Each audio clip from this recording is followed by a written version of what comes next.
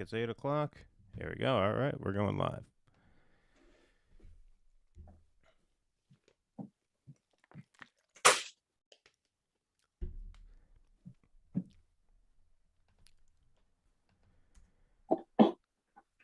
All righty. We are live here. I'm just getting my interface set up here. Okay. Beautiful. All right. So, everybody. Oh, did you just stand up, or are we running on that much of a delay? That's interesting. I think it's a delay. Yeah, I think we are running on a bit of a delay, but that's okay. Yeah, I'll have to look into that. There we go. Now they see you sitting back down, grabbing for the water. Now let's see when you grab the water on YouTube. Right. I see your notebook there. Oh, now you're grabbing the water on YouTube. All right, so we weren't that far behind, I don't think. Anyway, hey everybody, thank you guys for joining. As you can see, Russell got a bit of a tan. As summer is sort of unofficially kicking off. Joking, of course. I made a very unwoke joke there to introduce our great pal and election night correspondent, a wonderful writer whose work has been featured in really all over the place. Common Dreams, Counterpunch, Raw Story, Salon. And we even had the pleasure and the honor of publishing a few of his pieces on our page. Anis Shivani. Anis, welcome back, and thank you as always, my friend. Thanks for having me on. Election night correspondent, right? I'm thinking about Steve Kornacki and his charts or whatever. You do that. That's your specialty, right? I know. I got this. I got the board ready to go. We have a few races. Taking the chalk or whatever they're using this day. I was watching. So obviously, I'm not watching for a long time CNN, MSNBC, all that crap. And I think it was last week when Herbster, he actually lost. This was Trump's endorsed candidate for governor of Nebraska. I think that was last week. And he lost because of this, sexual allegations. Otherwise, I think he would have won. But anyway, so John King was reassuring his audience. He was like, oh, I'm sorry to mention Trump's name. I hate to mention his name. I know I don't want to do this, but I have to say that his endorsement, it's still having an effect. So he's protecting his brunch liberal audience from even hearing the name Trump and the fact that he even exists, as if they're in some parallel universe. And what's going to happen tonight, probably with Oz, what already happened, and I'm sorry to miss the J.D. Vance thing a couple of weeks ago in Ohio, but I hope we can, touch back to that, because that has a lot of relevance to what's going to happen in Pennsylvania and other places tonight. Yeah, anyway, absolutely. I would love to get your take on that. So what happened was I invited Anis to join us a couple weeks ago. And Anis, you're doing like a film study. You're doing like a self-taught film school now, right? You're going through and you're watching all these movies and sort of, flexing or sort of building your sort of film criticism muscle. Is that more or less right? Filmmaking muscles. And filmmaking muscles, too. That's right. You want to go out and make films as well. Yeah. I want to get into that because it seems sort of a natural transition from all the fiction writing and so on. And it's just another way of exploring a different medium, which, my fiction already tends to be very visual. And I thought there's a lot to learn. There's just an incredible amount to learn when you get into the technical side with lighting and sound and editing. But I think it's just that it's much more possible now with digital technology to be able for someone to teach themselves. And after maybe you've made some short films or experimented, I think maybe in some period of time, you could get to some level of professionalism. Whereas before with film, it was just too expensive, just too arduous, couldn't be done. So it's much more possible now. So I've been exploring that, and I started a new novel recently. So I was just trying to stay away from all the stuff for at least 6 months. I was totally out of it. And it was just a shock to drop into Ohio. The last couple of weeks, I've been following Pennsylvania with Oz and McCormick and Barnett, which is just an amazing show. It's just an incredibly entertaining thing. I just love it. and all the other, stuff that's going on with DeSantis, and Rick Scott has 11 Scott crazy plan. And just like, it seems to me that we have moved on, or are in the process of moving on to Trumpism without Trump, which doesn't mean that Trump isn't still a factor. I think he's still the biggest elephant in the room. Wherever he goes, he's undoubtedly the biggest presence. He's moving everything. And yet at the same time, there's a part of the Republican Party that is also moving in this direction of Trumpism without Trump, without some of the baggage that comes with him, which is what I think Ann Coulter some years ago was advocating. She was like, yeah, well, I like Trumpism in the agenda, but can we have it without Trump? Right, without him. Yeah, that's a really interesting insight. Right. Yeah. So you're absolutely right. Right. I think in J.D. Vance, the author of Hillbilly Elegy, which, by the way, I did finish reading last night, and I also started watching the Netflix Ron Howard movie. So with J.D. Vance, with Oz in Pennsylvania, and people all over the country, and the way it's shaping up in 2022 and 24, I think there is a real conflict in the Republican Party in terms of the extent to which they think they can do Trumpism without Trump. And I think that hasn't been resolved yet, but these elections and the next, few months or a couple of years will definitely show us where we're going. Yeah, I mean, I think that's right. And when you compare a candidate like J.D. Vance, whose politics are obviously not mine, with a guy like Oz, the difference is just night and day. I mean, I watched the Republican Senate debate this morning, or I should say I listened to it in the car while I was working. And I watched Vance. The big one, right? Yeah. The big hour-long hour-long debate. McCormick, Oz, Barnett, and Carla Sands. And, whatever you think about Vance's politics, they're certainly not mine. He makes the sort of intellectual case for Trumpism, because even Donald Trump doesn't make the intellectual case for Trumpism, right? He's all just id and impulse and ego and bombast. Very spontaneous, yeah. Right, exactly. Right. And people sort of like decipher what he means by it, which is one of the secrets of his success, because during the 2016 race, he was this big X factor, but he spoke in such this sort of spontaneous way that people could sort of see in him what they wanted to see in him and sort of push aside some of the other things. Then you look at a guy like Oz, who is he struck me as such a bad politician. Right. And that brings us into looking at this race here this evening. We do have our first results. They are very early results, but we are now going to go to our little homemade Steve Kornacki, John King board here. You can see that underneath in the screen there. Here we go. John Fetterman. Going to obviously, Fetterman's still in the hospital, recovering from the stroke. He looks like he's going to have a pacemaker put in. But he's off to a very good start there. That is Allegheny County, home of Pittsburgh, obviously.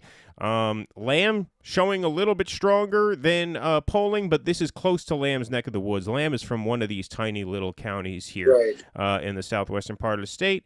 And also the fact that Fetterman had a stroke is going to hurt him a little bit, because there are going to be some of those nervous liberals who think, oh, no, can Fetterman go the distance in the fall, or is he going to have to drop out or something, blah, blah, blah. So that should gain Lamb a few points, which is why I think he's polling a little bit ahead of where the last published polls had him. But still a very comfortable lead for Fetterman, only 8% in. These are the pockets of the state that are in. Then if we go down here, Dave McCormick is off to a start here in Pittsburgh, doubling Dr. Oz's count right there. And so that is a good start for him. We got our second co-host of the evening, our third co-host, I should say, Russell Dobular signing on. Russell was actually just filming a protest outside the Whitney Museum and interviewed some museum workers who are picketing for a better union contract, as I understand. Now he's plugging in his camera here. You got to plug in your webcam there. No, it's plugged in. Well, it's dark. Yeah, I can see that. Well, this is strange because I'll tell you, actually, my regular webcam started working again. So I'm wondering if it's jealous. I don't know. Yeah, possible. Maybe you got a little conflict there. Unplug it. We'll see if you unplug the Yeah, that's one what I that you just have. did. I unplugged it. Yeah. Okay, so it's like defaulting to that one. Yeah. All right. Hey, Well, Russ. here while you figure that out. What's oh, up, hey. man? Oh, see, okay, you're on. I can see you. Word. There you are. Yeah, no, that's my old webcam. It got better. It healed. It healed. It healed. It had COVID. It No, had to man, quarantine for 10 days. yeah, Otherwise, it couldn't see you for 10 days because it could transmit. It could, it's a digital virus, as Max Blumenthal says. You just have to It's put the big. mask on the webcam. Yeah. Do it for 10 days. I think that will, solve all the problems. I'm telling you, science. man. That's science. Yeah, we were just showing some of the first results from Pennsylvania. So the point, Anis, that I was making about the difference between Vance and Oz is Vance actually makes the case for Trumpism very well. When I saw that Republican primary debate, I thought to myself, okay, this is going to be a key race to watch in November when we all reconvene, because, Anis, I'm sure you'll join us. We're going to have our massive 8-hour, all-night election night watch party in November for the actual midterms. This is going to be one of the early races that you're going to want to keep an eye on very soon, because if the Democrats do nominate Fetterman, as it looks like they are going to, and, knock on wood, he remains in good health, if they can't win this one, they're not going to win any of them, because this Republican field is absolutely terrible. Terrible. And I don't just say that because they don't have my politics, like I just said. Vance doesn't have my politics either. I think he's a strong candidate. I think he makes a good case for his vision, right? Even if that vision's not mine. These Republicans on that is one of the weakest fields I've ever seen. Why do you say that? Why do you think? I don't believe a word Oz says. Oz strikes me as a complete phony. I mean, and he strikes the voters as phonies too. And I think Trump endorsed him because he's a TV star like Donald Trump. I think he figures, okay, this is a guy with a big name. He's got big name ID. He's a star, central casting, as Trump always talked about. I thought that all the other candidates were kind of desperate, flailing, trying to land jabs against each other. McCormick struck me as probably the better of the two men in the race. And then, Barnett, I guess, got some momentum out of that night, but she just didn't strike me as having any real gas either. They all just, it's just a very weak field. I was not really convinced by any of them. I mean, even their America First posturing, they were just so desperate to one-up each other. You didn't really get a sense that any of them really understood what Trumpism actually represented. Even Oz, who got Donald Trump's endorsement. And so, I just didn't buy any of those candidates. I don't think any of those candidates in a year where Democrats have any chance at all of doing anything would stand the chance against John Fetterman, who's already proven he could win a statewide race. Now, of course, circumstances being what they are, it's going to be very difficult for Democrats to win anywhere. But if there's one place they can win, it's here, because the Democrats look like they are poised to nominate a fairly strong candidate. And even Dr. Oz, it does not have a lot of juice even at Trump rallies. I mean, when Trump mentions his name, they booed him a few weeks back. And so, it just struck me as a very, very weak field. I think the Ohio primary field was much stronger, even though, like I said, it's not like, I'm a fan of any of those guys either. But Mandel, I'm sorry, Mandel, not Mandel. Mandel struck me as a very repulsive person. But he was like the Ted Cruz of the race. Like, yeah, if you like that, if that's your thing, Ted Cruz does it well. Mandel does it well. Vance, Peter Thiel protege. He's got Cruz is a talent. really weird case though, like because I don't get the impression the people who vote for him like him. Well, you have to ask Anise about that. Anise is from Houston, Texas. Yeah, I don't get the impression that anyone really likes. He's my neighbor in River Oaks. He's not that, his presence is very, close. I don't know. I agree that Pennsylvania is very important. That's where the Democrats think they have a big chance. And if they don't win there with Fetterman, likely, they're going to be in very big trouble everywhere else. We should talk about Fetterman too, because I have been following him too. I got interested in him about his Rust Belt populism, and I'm actually quite disappointed. So he's supported Bernie Sanders in 2016. Bernie, I think, has endorsed him in the past, if I'm not mistaken, as lieutenant governor, which is mostly a symbolic position. He's advocated for prison reform and weed legalization as his big issues. He has an interesting record as mayor of Braddock, which is a little town close to Pittsburgh, which is something I also looked into, like what did he do in Braddock to propel him into a position of bigger, of statewide office. But I think, I was really disappointed in looking at him. Connor Lamb is the moderate, right? He's not going to win. This is not the environment for someone like him in either party. And then Malcolm Kenyatta, who was trying to attack Fetterman from the left. Fetterman, if you look at what is it ultimately that this show is about, these primaries, these elections, it is so constrained in the Democratic debate. Talk to me about that, because I'm very interested in that, and I didn't get to watch the Democratic debate, actually. Right. What they're proposing is, so Fetterman, the progressive, he's, by the way, run away from this Bernie Sanders label. He doesn't want to be called a progressive. He's a Rust Belt populist, even though he has a Harvard, Kennedy School degree from the late 90s. He likes to wear hoodies and shorts, and that's his persona because he's a populist, right? So he is for the war in Ukraine, 100%. When you ask him about Medicare for all, he's run away from that, and he'll say things like, well, I'm for anything that gets you to accessible, and these are all code words, right, for never getting to where we want on healthcare.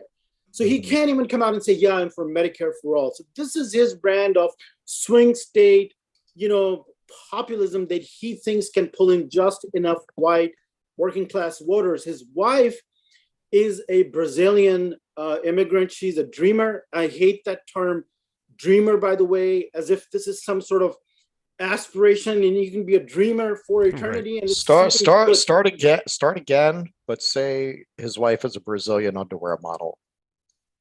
I didn't see how that comes off. But I just know, well, he's a hoodie and short shirt, cargo pants, shorts model. So I don't know, but he's, I do know about the dreamer part because he mentions that, and yet when he's asked about Title 42 on the border, the restriction for asylum seekers on the southern border, he's for that. Do you see? They're so well. That's why on this show we don't support anyone anymore. Yeah, we're not. We're done. Right. We're done. Yeah, exactly. We're exactly. done. I'm not. We're done.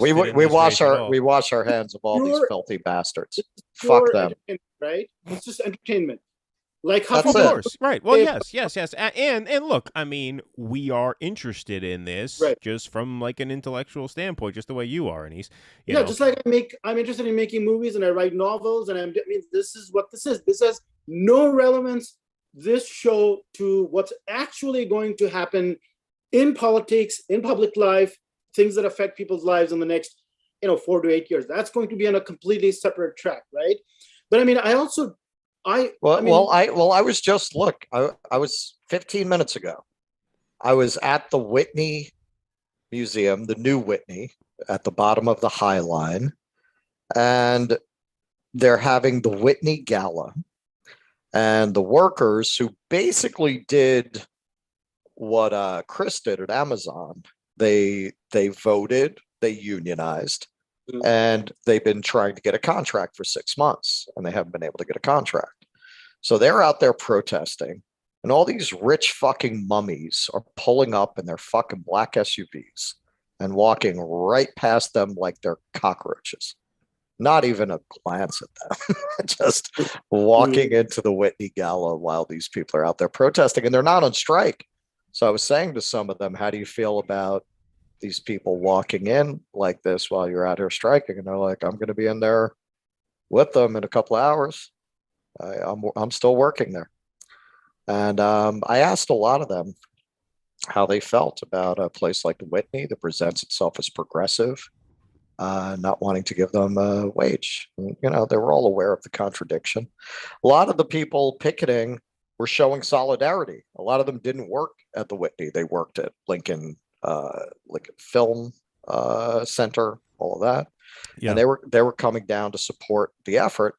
I had one guy interviewed who was like, yeah, all the arts organizations are like that. They all present themselves that way, but they don't want to pay people. They're all that way. Oh, sure. Well, that's the whole, I mean, that's Hollywood, right? I mean, sure. The whole scene. I mean, it was just fascinating because you just have all these rich people pulling up and you know, with the security there in the black suits helping them in, while all these while the peasants are out there holding their signs.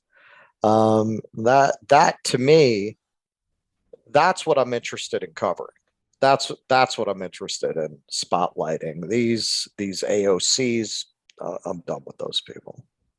I you know, I'm not going to kick them off if they want to come on and be interviewed and say what they want to say. Okay, but the Democratic, the project, the Sanders project of replacing the Democratic Party with progressives, that has proven to be a failure. Yeah, and you know, our friend Lauren because once they get in there, what do they become? Well, exactly. Yeah, as useless as an asshole right here.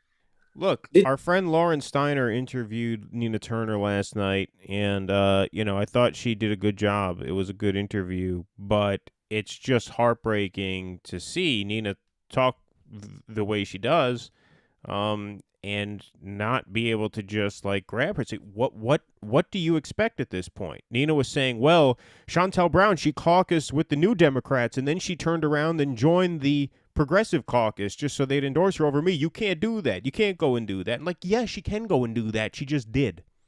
And leadership allows her to do that. You know why? Because the leadership's number one priority is stopping people like you, Nina.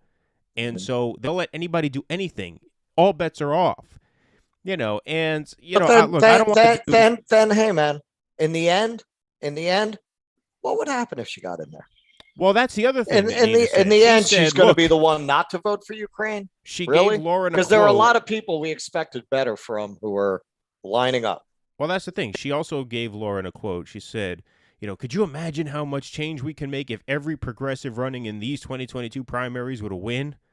Like, what are you talking about?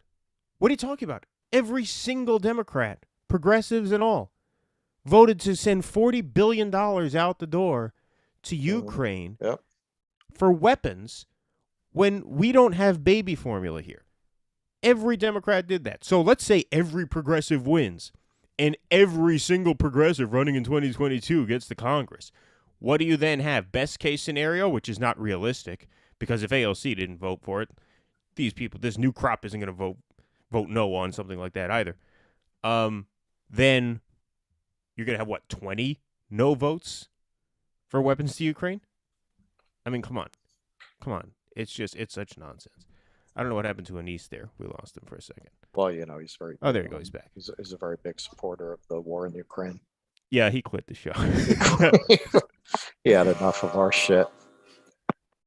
He's got... You there? There you go. Now you're back. Did you lose me there for a minute? I lost you there for a minute, yeah. Where'd you go? Put on your blue and yellow underwear over there? Yeah, exactly. Damn right? Ukraine lover. Right. Yeah, we thought you were boycotting the show. Right? Getting your MAGA, shirt on, whatever. Yeah. Like, I can't take these Putin puppets anymore. God damn right. it. So I wanted to say, as you know, I mean, we started off saying I haven't been following this stuff for at least 6 months, I haven't read one word about this Russia Ukraine bullshit. I'm not interested in getting sucked into that trap. And just like I was never read a word about, Mueller, Russiagate, impeachment, all that stuff. I'm just not interested in that. I do know what's fundamentally going on, that we've trapped Russia in a proxy war. And I know why they're doing what they're doing. I mean, we on our side, but I don't want to follow that. But and the same with these races and these elections and the primaries and what's coming up in the midterms and the next election. It's interesting that, as I said about Fetterman, even if he's talking about a living wage and healthcare and those 2 or 3 progressive things, are maybe he's not even so much for greening, because I think he's in Pennsylvania with natural gas and coal and fracking and so on. So, but what does it amount to if you get a 51st senator or 59th or 60th, and if you get the whole House, who are there going to do nothing? And so there's no correlation between what are these elections about on both sides, on Republican side and Democrats, and especially the Democrats, because Trump actually, more than any president in the last 50 years, came close to, he hewed close to what he had actually promised in the campaign. But everybody else has been so far off the promised track that it's just unbelievable. So what difference does it make if you get Fetterman in already in the primary? With these biased primary voters are more extreme, we know that, right? Both left and right. And he can't even say these key words that progressives live and die by, right? What is he going to do when he's actually elected? He's just going to be another, he loves Biden, by the way. And they all do. Even the progressives in these races, they have to say that they love Biden. Even Malcolm Kenyatta loves Biden, okay? His opponent from the left. So, and they love Kenyatta was one of the first elected officials in Pennsylvania to endorse Biden for president during the primary. So, I mean, I don't know that Kenyatta is necessarily to Fetterman's left. I think Kenyatta's, a corporate Democrat. And I think, he certainly postures to his left on certain things. He went after him, obviously, for chasing the black jogger down with the shotgun in that incident that happened years back. But Kenyatta is very much an establishment tool. And I actually think Kenyatta could have, and maybe even would have, beat Fetterman if the party bosses got behind him from day one. It looks like what happened in this Pennsylvania race was that the party bosses got greedy and thought, well, why should we back Kenyatta over Fetterman when we could have a really right-wing Democrat like Connor Lamb? And so they put all this money into Lamb, all the super PACs, all of the sort of, local state party chapters, Lamb. Even in Philadelphia, they picked Lamb over Kenyatta, which obviously is not even coming close to paying dividends as it stands now. Kenyatta is actually leading in Philadelphia County, 38 to Fetterman's 35. Connor Lamb way down at 24.3. I'll bring up the map in a few minutes. But I think, my main point is that the party got greedy and tried to install a really right-wing Democrat in Lamb when they probably could have stopped Fetterman with Kenyatta if they tried to early on. But by the time they realized Connor Lamb was a non-starter, it was too late. And, what you talk about how, Fetterman now, I'm not Medicare for all. Connor Lamb attacked him as a socialist. Oh, no, not me.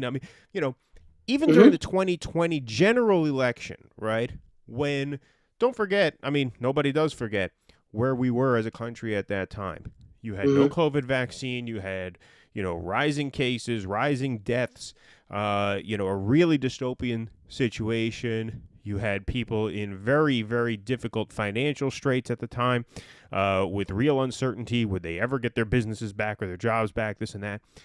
Even then, I remember watching the first presidential debate between Biden and Trump, and it was literally a contest to see which of these two guys is going to do less to dig us out of this.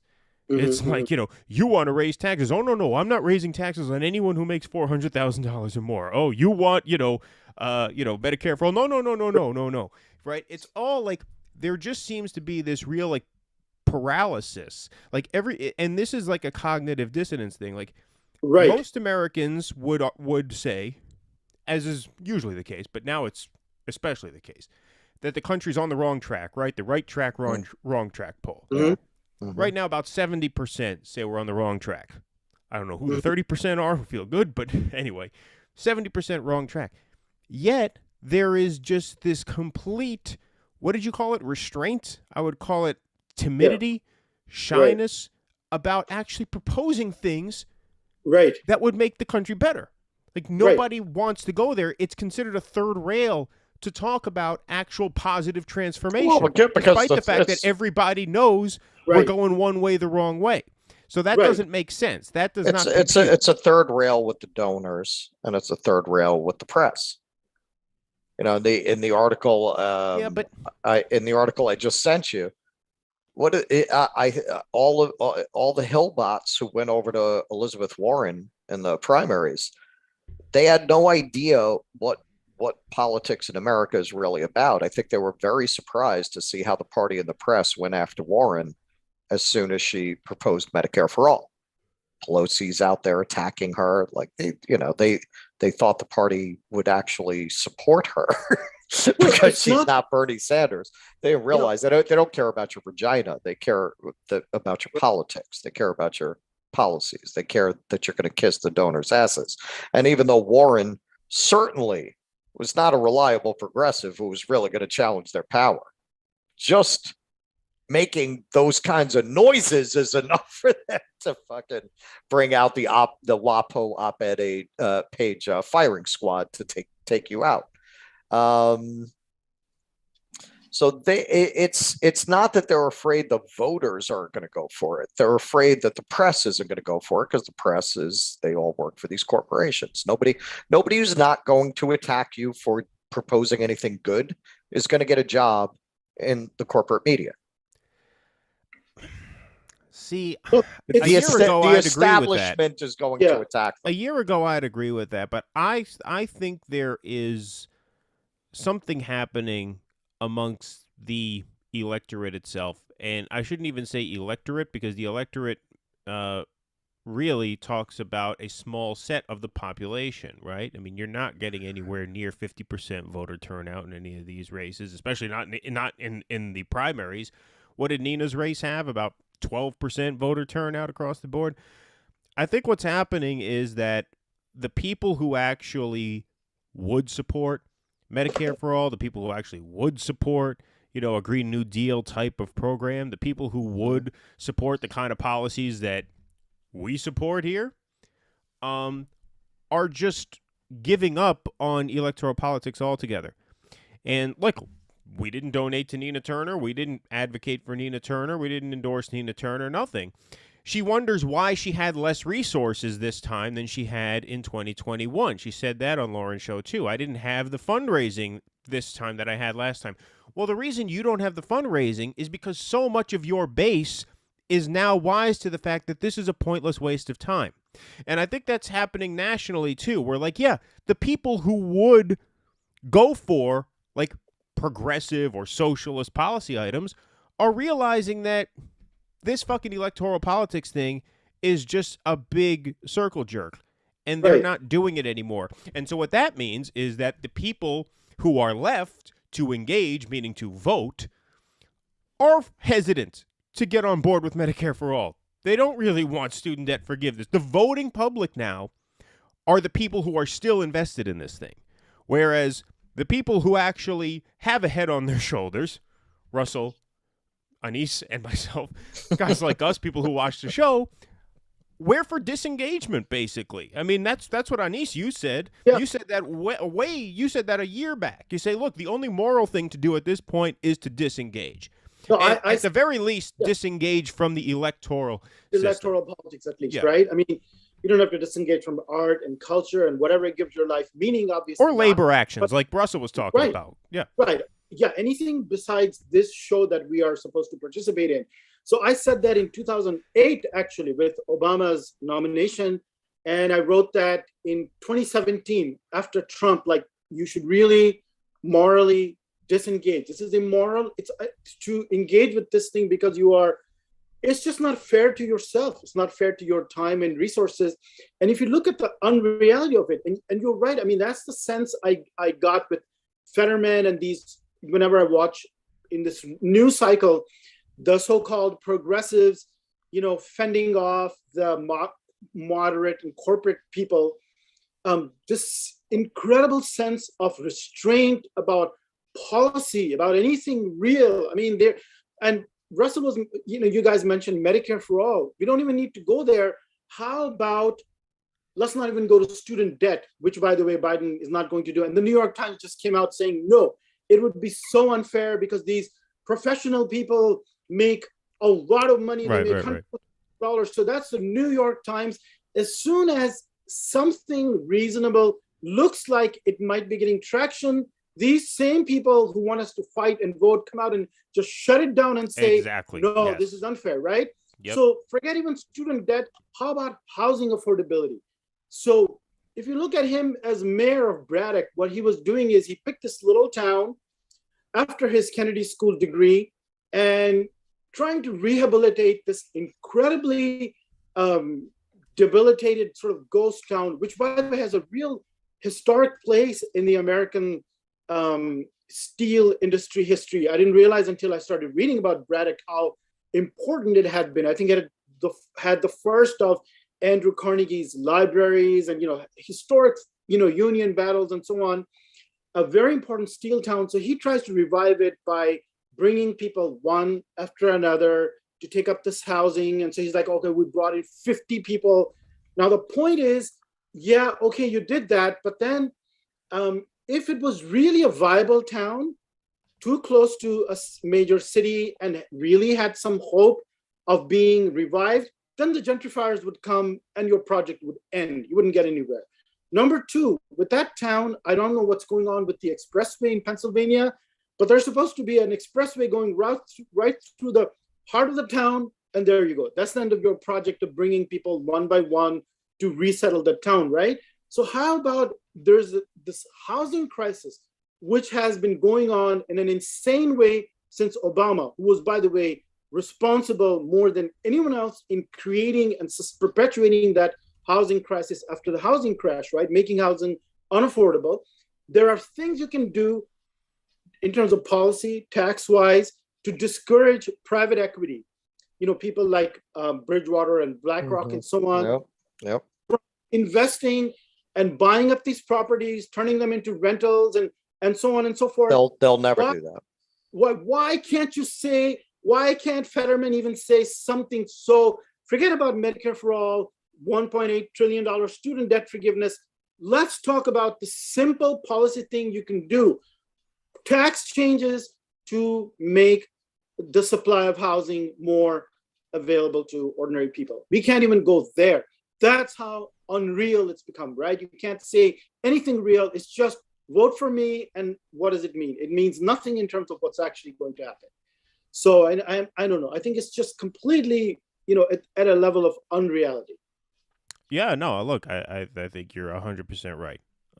Let me just say hello to some people. We got a pretty good crowd filing in here.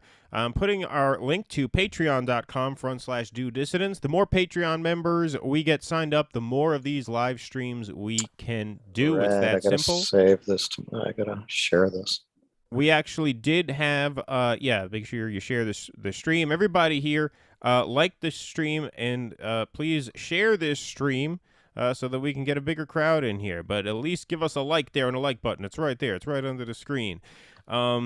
We had a couple people sign up at Patreon after our last live stream. That was excellent. And Axel Strife, Brandon, let's go Brandon, actually upped his monthly pledge to meet inflation. So thank you, Brandon, so much. Nice. That was really great of you. And at that tier now that you're at, you actually do qualify for a Do Dissidents t-shirt and pack of Do Dissidents pins, buttons. I know. We have t-shirts. Why didn't I get a t-shirt? Well, I make them on demands, and actually the guy who makes them for me had it's actually a horrible story. He actually had a house fire. So there might be a bit of a shipping delay on that t-shirt, my friend. that plus, Mayor Pete is controlling the, all the shipping ways here. He's So dealing with the.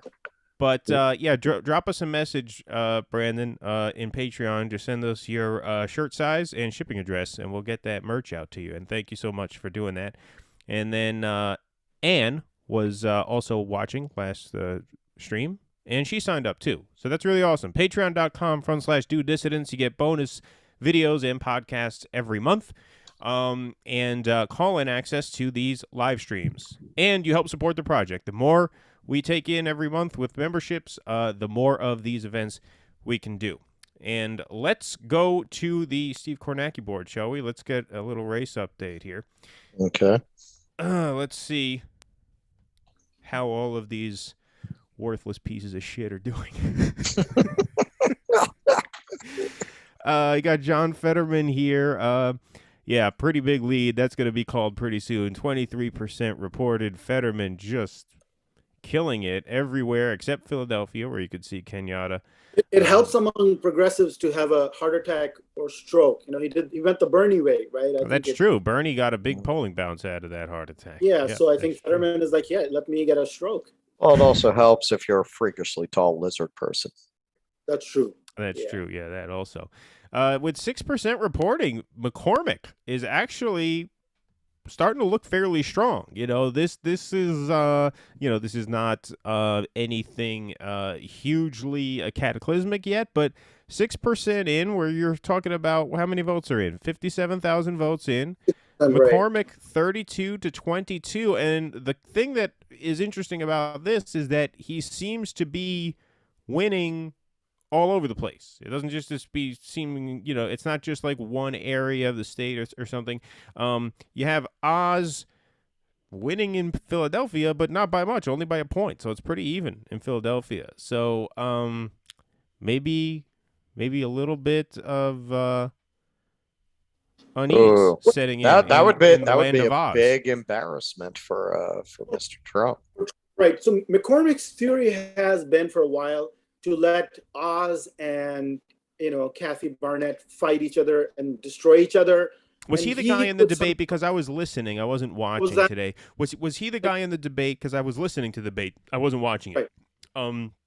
Was he the guy who kept saying, like, I'm going to let my opponents fight each other, talk about each other, and I'm going to talk about you? Was he the guy who said that?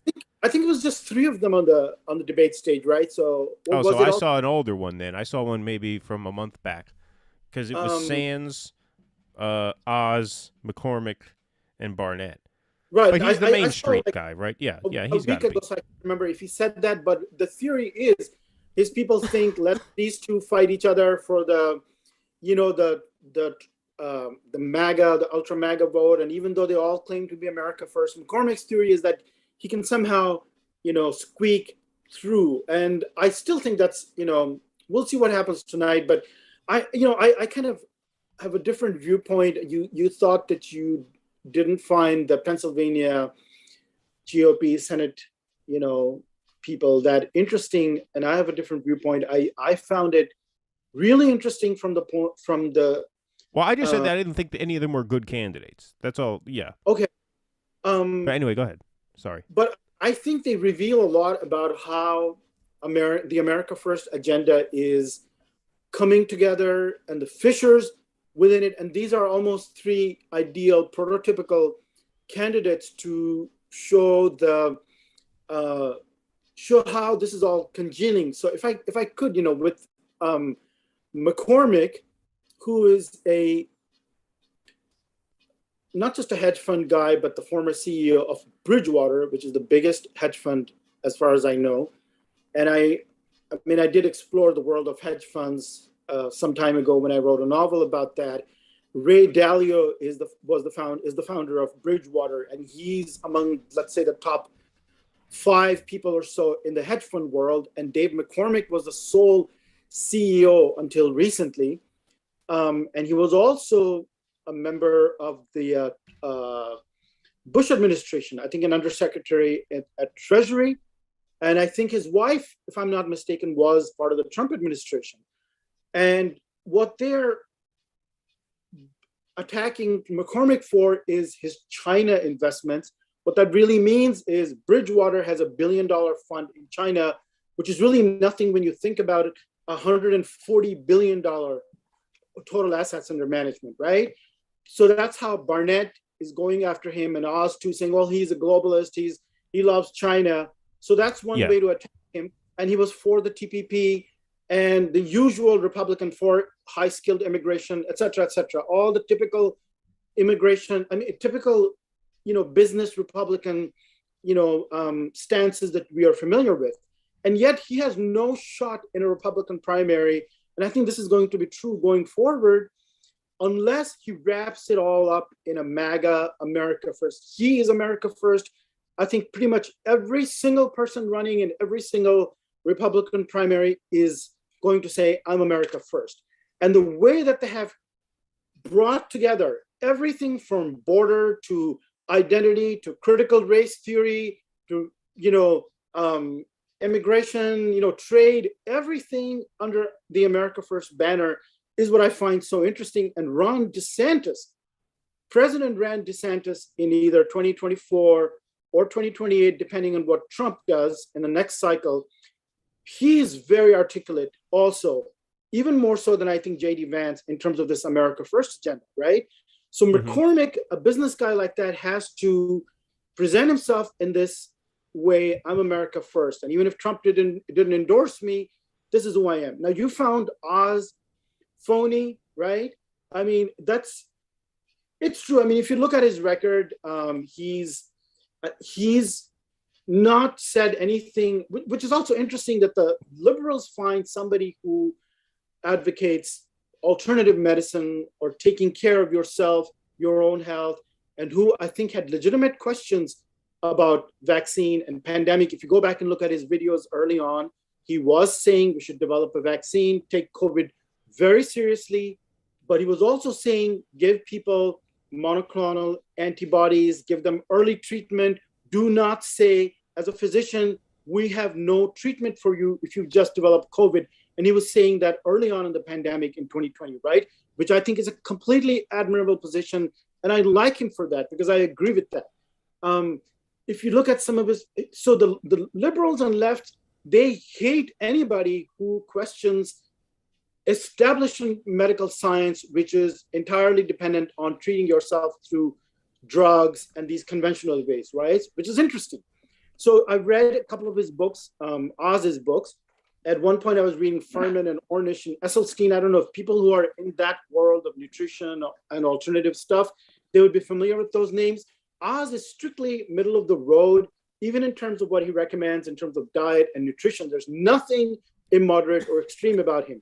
There are other things like, he had Michelle Obama on, he had a show with transgender kids and he was sympathetic to them. And then he was attacked for advocating quack medicines.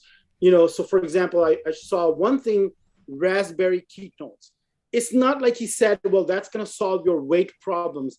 Raspberries in general are great. I don't know about raspberry ketones, but he didn't seem to me like some crazy guy, a quack, guy saying, well, this is what I advocate, So it's interesting that the left finds somebody like that who's questioning orthodox medicine, which has screwed up so many Americans, ruined people's health, and is so dependent on these expensive drugs, so problematic, right? Because he questions these things.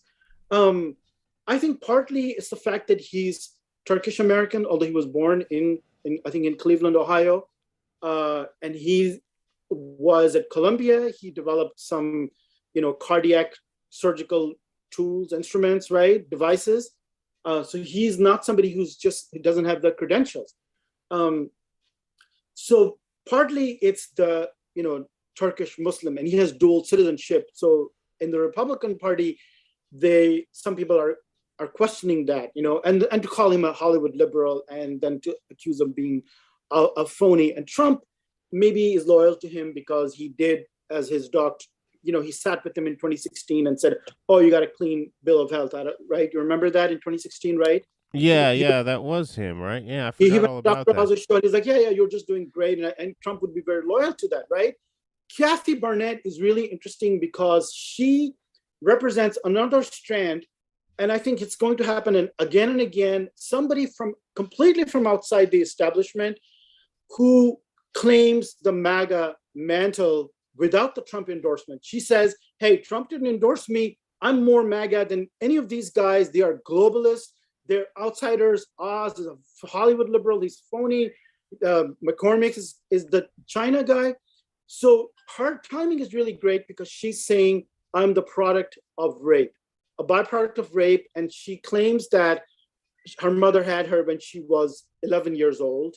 I don't know if that's true, but that's her claim. So at a moment when Roe v. Wade is about to be overturned, and for her to say, even in the case of rape and incest, she's lucky to be alive, and it's just perfect timing to saying, hey, if it weren't, we should not have an exception for rape or incest, right?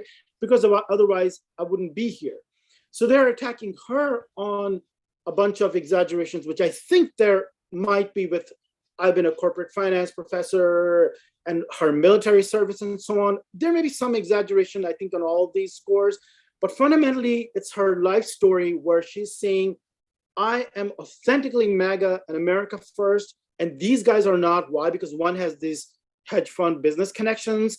The other has taken some positions that align with some scientific way with the liberal, viewpoint in terms of, transgender or, other, medical issues. So I think this is going to be a constant going forward. These kinds of characters that completely, and I don't think either Trump or the Republican establishment wants somebody like Kathy Barnett, although this is also true. The Club for Growth is in a constant battle with Trump in all these primaries. Sometimes they agree. So Club for Growth is for Kathy Barnett, and they are opposing Trump on Oz in this instance, right? So for somebody like that, though, that's okay.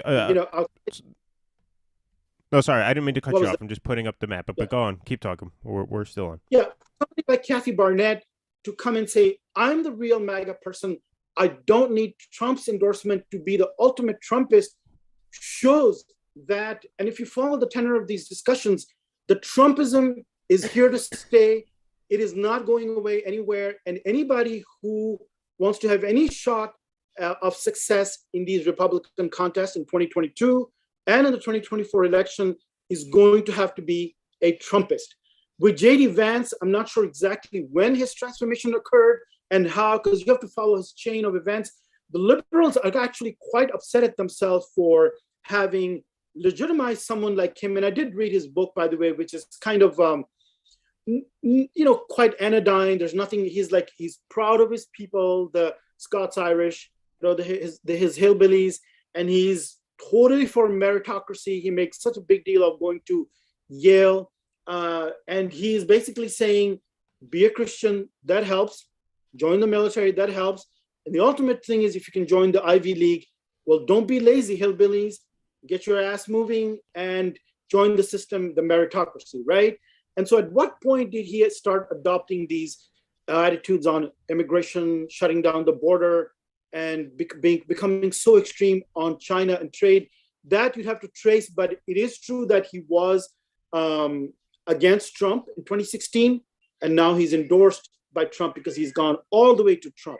So that is the way forward. And DeSantis is on one pole, and the other pole you have these more articulate and intellectual people like, although DeSantis is very smart. I think he reminds me of Bill Clinton in the early 90s when I thought that's a future president because he's very lawyerly and he can really put a spin on issues like the pandemic and COVID and so on in a way that I think the majority of people relate more to that stance than the Biden moralizing attitude on COVID. So I found this Pennsylvania thing really, maybe some of them are phonies, and you have to ask about this hedge fund guy, right? Suddenly he's MAGA. I mean, look at his whole life, right? And now what is he presenting himself as? And there's enough in Oz's background to think, wait a minute, it's actually quite surprising when you think of him as a Turkish American and having Michelle Obama, transgender, and alternative medicine. And all of a sudden he's like, shut down the border and we don't want immigrants and China. what exactly is the transformation, right? So that's a legitimate question, but that's the only way going forward that you can do anything with the voters in that party. Yeah, I just have some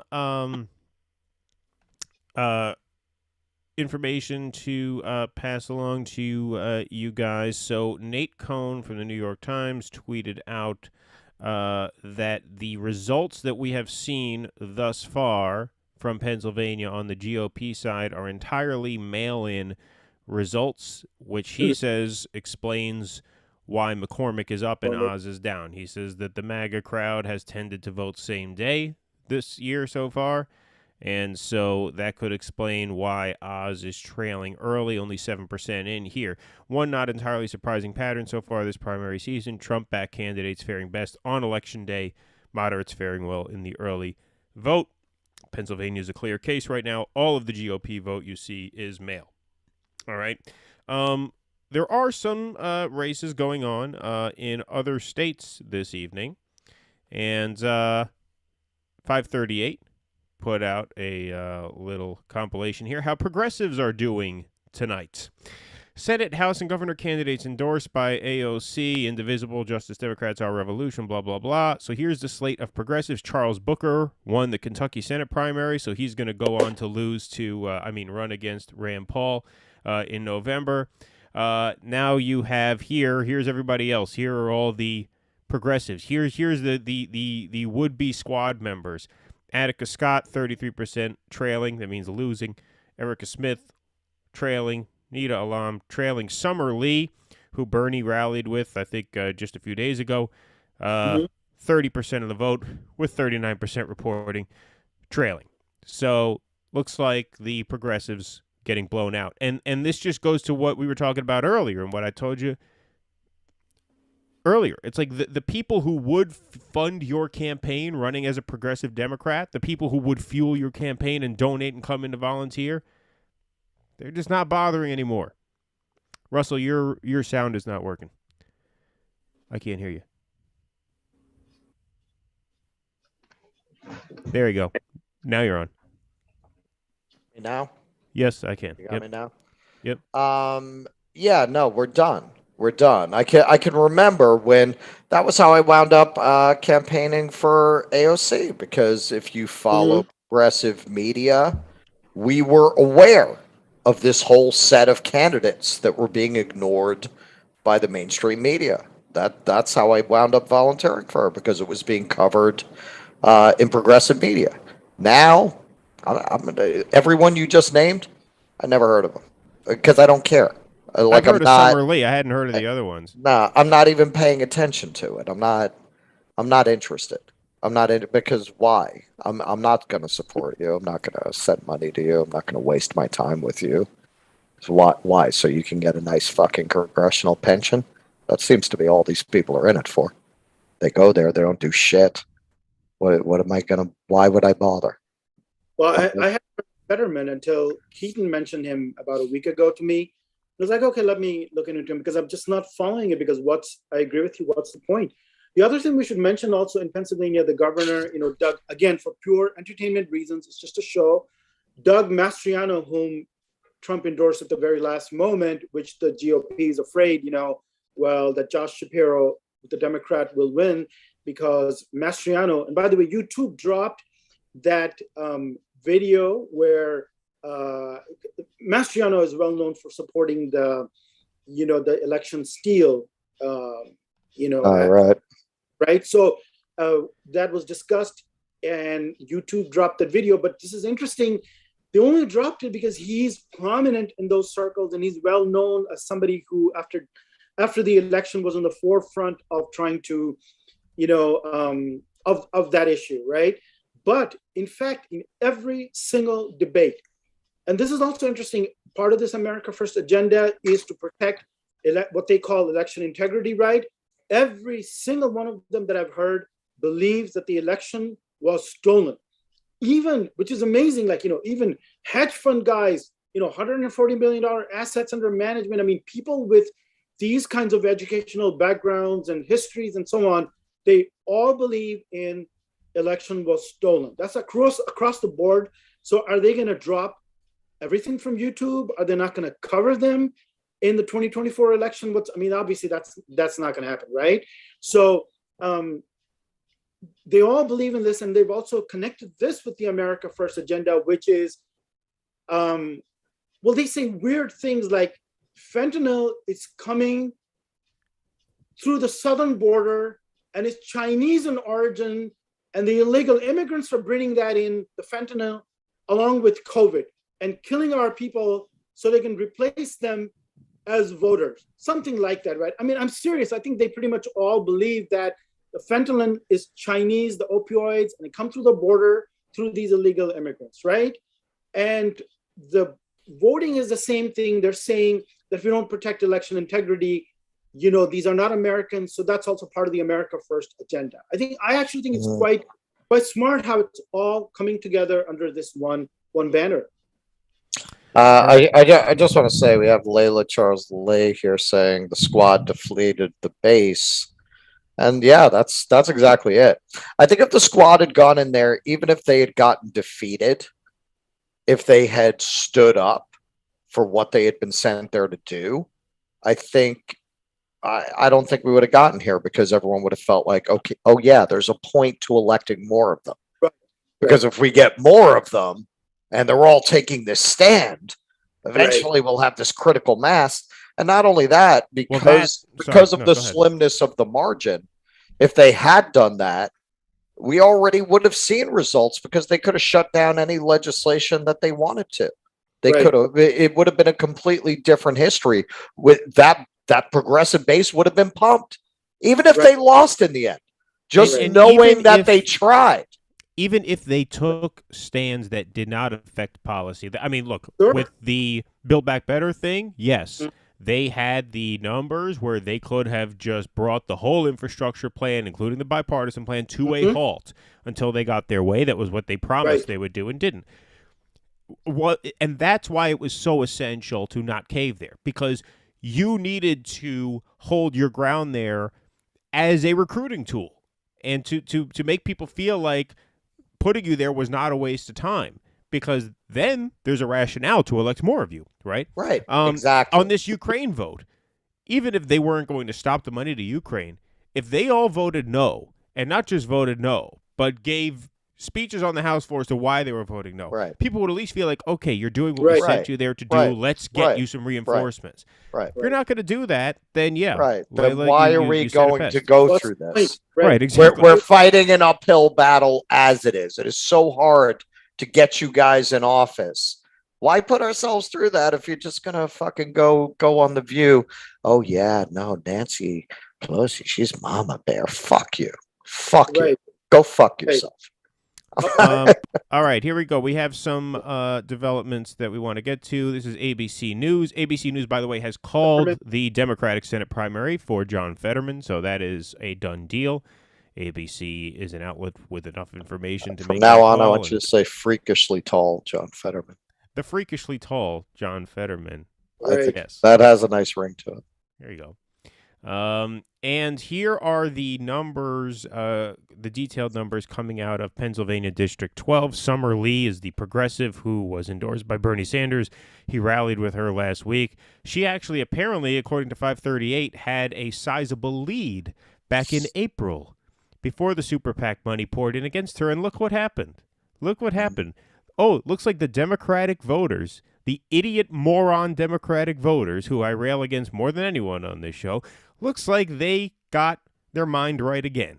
They got told how to think again. This is the other reason why this is hopeless. It's not just that the squad sell out and cave and cower. It's that the voters are, what do I say? The voters are stupid. They're stupid. Summer Lee had a lead less than a month ago, apparently. The money pours in, the ads pour in. Look, they changed their mind. Hey, she has a great name. She's losing to a dead zoologist. How do you like that? I read something by a lot today. 19 points. Getting routed with almost half of the vote in at this point. So I read something. Vote for Summer Lee because that's going to be one more member of the squad, and the squad has done diddly squat for you, and you're going to go from 4 to 5. Even if you had 10, 15, 20, 50, what difference does it make, right? So they said, well, there'll be one more member of the squad, and all they could come up with in favor of the squad was, well, they delayed the, they were making, the not separating the infrastructure and build better, right? So they're like, they delayed it. They delayed it by was it some days or weeks or whatever, right? So I mean, they delayed the bipartisan infrastructure bill by probably a couple of months. But who the hell gives a shit? That's weeks, nothing. Right? That's not a selling point. What difference? That's their biggest selling point. They could come up for. Is it Summer Lee or Lee Summer? Summer Lee. It's a great name. I'll give it a great name. I like that name. Yeah. These are all great names. I mean, I love all these names. Mehmet Oz. I mean, I think this is all just fantastic. Yeah. We should enjoy the names. Summer Lee. She sounds like she should put out like an adult contemporary album. Yeah. Be like a Corinne Bailey Rae. Summer Lee, Mehmet Oz, Moon Knight, season 2. Sheryl Crow, introduced by Mehmet Oz. What was that singer of 10, 15 years ago? Colby Calais, blondes, young. She. I worked in Barnes and Noble while her album came out. It's very Barnes and Noble house music.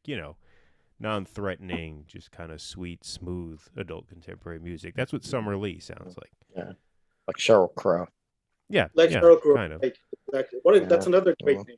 Love that. Yeah. I thought Sheryl Crow was really sexy. Then I found out she was manic depressive. I said, oh yeah, that's why. I know how to pick them. Yeah. I honed right in on that energy without even knowing. Yeah.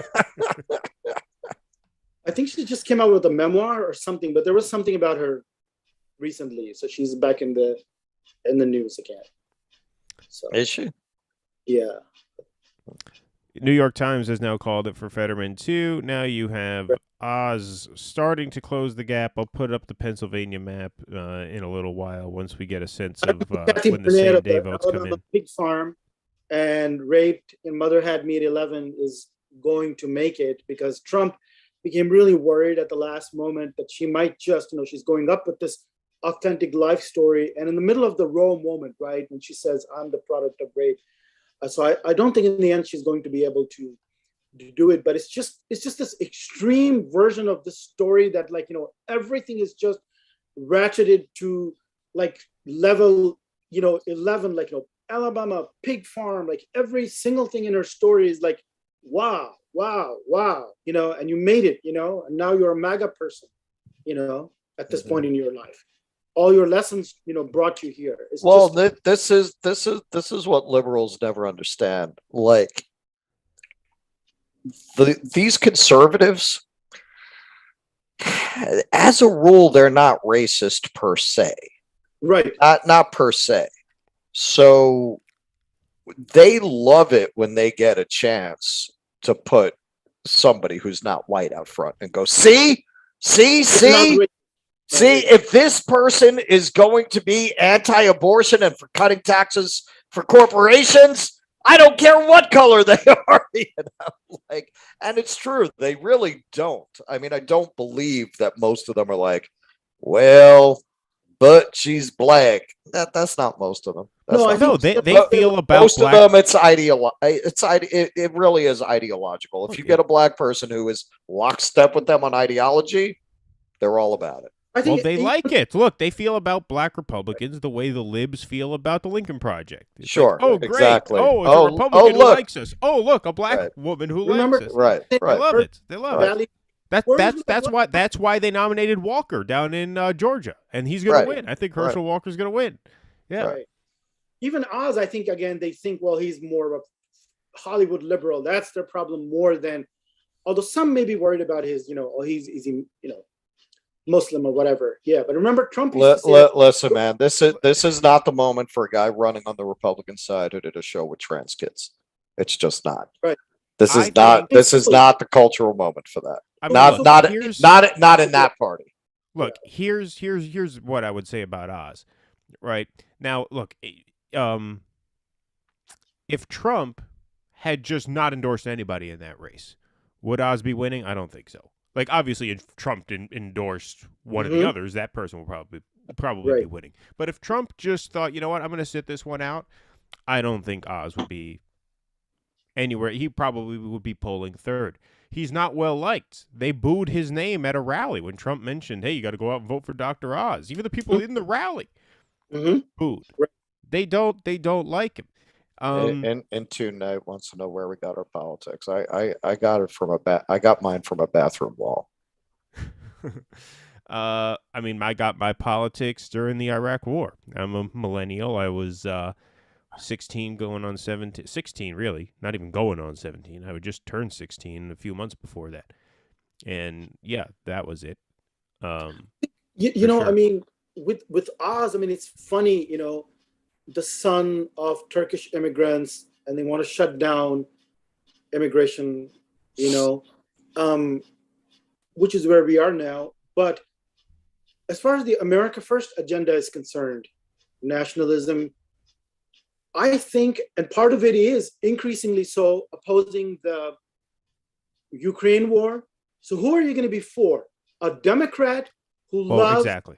war, potential nuclear annihilation, and fighting this Russia, which, by the way, they've been building toward for years and years. And you know, there's certain spots in the world they get fixated on. This national security establishment, Iraq for 30 years, Ukraine in different ways with the Hunter Biden and laptop and, like, you know, all kinds of stuff, the revolution, and McCain goes there. They've been after that spot for a long period of time. They want to start trouble there. So who do you want to be for? One of these America First people who's like, let's get out of these wars, which is increasing the trend that you're going to see, or a Democrat, even a progressive like your Fetterman, who says, let's go with Ukraine. I mean, what's the choice here? And had it not been, the one issue that has always bothered me, but that's part of nationalism, unfortunately, is immigration.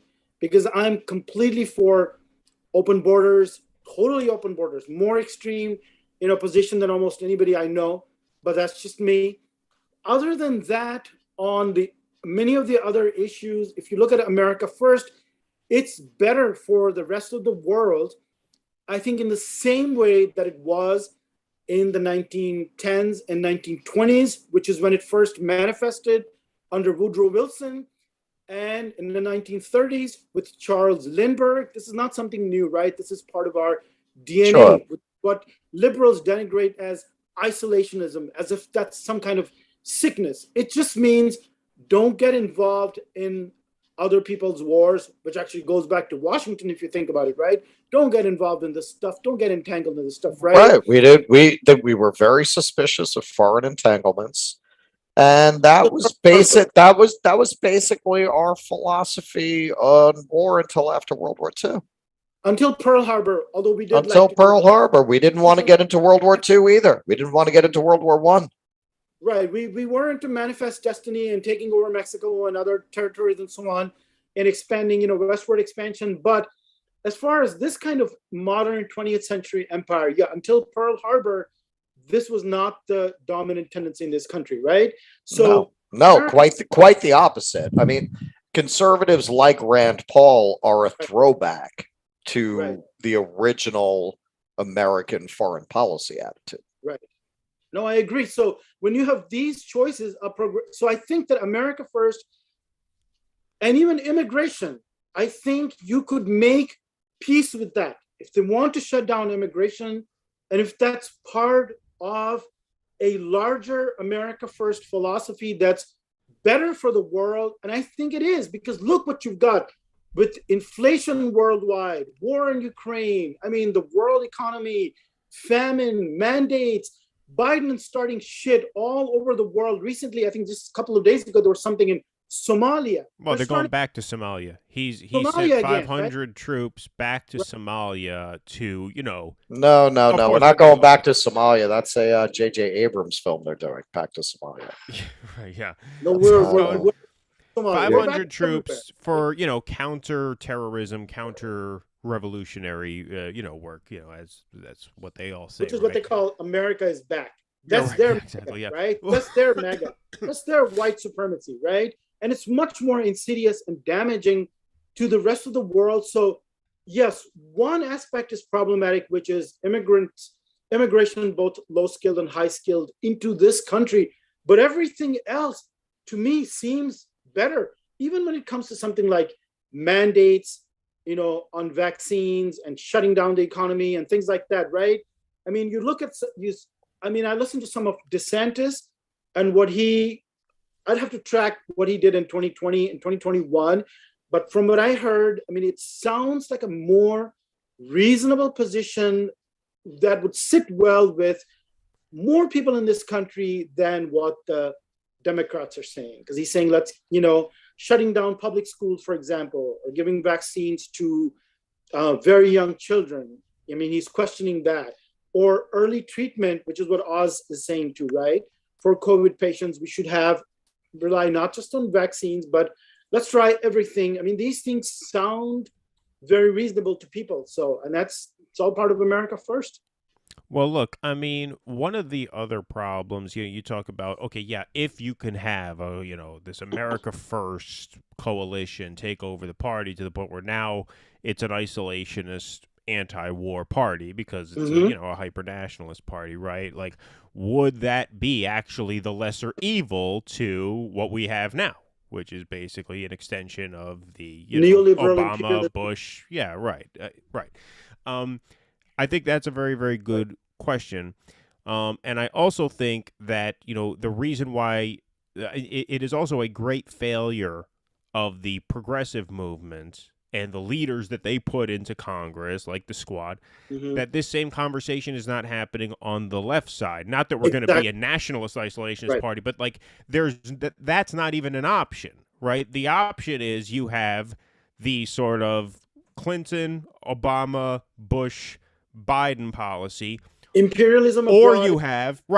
you have the sort of like Mitt Romney, right. or I probably should have included, but okay, let me simplify this. Sorry. You have the Clinton, Obama, Biden policy on the left side of the aisle, and then on the right side of the aisle, you either have the Bush Romney policy or the Trump policy. But like, there is no like alternative left policy that advocates for a more peaceful world, and that's a great failing of the sort of Squad, right? That to not even create a conversation around that, right? They could not even open up a discussion about that. Like, if they had come out and voted no on this $40 billion to Ukraine and say, no, enough is enough. Of course. How about bringing up the fact that this was a deeply corrupt country before Russia ever invaded? They could go there too. So why are we sending $40 billion fucking dollars to these people? You're going to tell me those weapons aren't going to wind up all over the world? Right, but what I'm saying is, even if they didn't want to go there, right, they could go there. Even if they didn't want to go there, even if they just say, no, we have mothers needing baby formula. We're not sending $40 billion out the door in weapons to Ukraine. They could have made that point. They didn't, and guess who did because they didn't? Marjorie Taylor Greene. We did a video on that a few days ago. Yeah, and so it is a complete failure of the progressive movement and their leaders that this conversation is not happening on the left side of the aisle, which means the only option we have is, World War III under Biden, or we have to live under these right-wing wackos here who, what comes with an isolationist foreign policy is, of course, all this, dystopian other stuff. Roe v. Wade overturning. You got the women in the red dresses with the hoods. Right, exactly. But that's the it. But you avoid nuclear annihilation. Open up a discussion for this on that side. It's just it's a real shame. The legitimate part of America First that leftists and even liberals should sympathize with, that conversation is not happening in intellectual circles, and it's certainly not happening in political circles. There's no podcast that I know of that will, on the left will talk about Ukraine, right, in the way that they should, and say, well, you know what, there is agreement, so where is the anti-imperialism on the left? And domestically, it translates into this meritocracy, this unbelievable, unvarnished, naive faith in meritocracy and these technocrats, and this technocratic mindset, which always supports intervention in other countries' business, right? And in this country, separates the country out according to these moralizing schemes, right? The deplorables who don't like masks and mandates, and their view of science as some kind of objective thing predating postmodern philosophy. It's like they're thinking of science as somebody completely naive might present it 100 years ago. So those are your choices, right?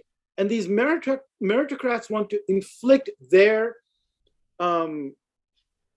lifestyle on you, whether or not you want it. And if you don't participate on it, you're one of the left behind, and you have no choice. You're just written out of the equation. So, yeah, that conversation is not happening, right? It's not happening at all. We're having it. We'll talk about anything. Right, exactly. Well, no, that's true.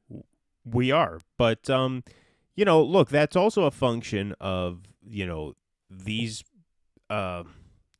Democrats, even the, lefty ones, just cozying up to Joe Biden. Hang on. We have Intune Night, which I don't know if that's a play on Moon Knight. That's my question. Is that a play on Moon Knight? Saying the left has no values. There's only one value that the Democrats hold, and that's the hate for the other side. Listen, man, as far as that shit goes, that goes both ways. We're not really partisans here. We're equal opportunity haters. If you're on board with the who Dinesh Souza shit, come on, man, come on. Both parties suck. That we could agree on. And by the way, Axel says that Oz is coming back.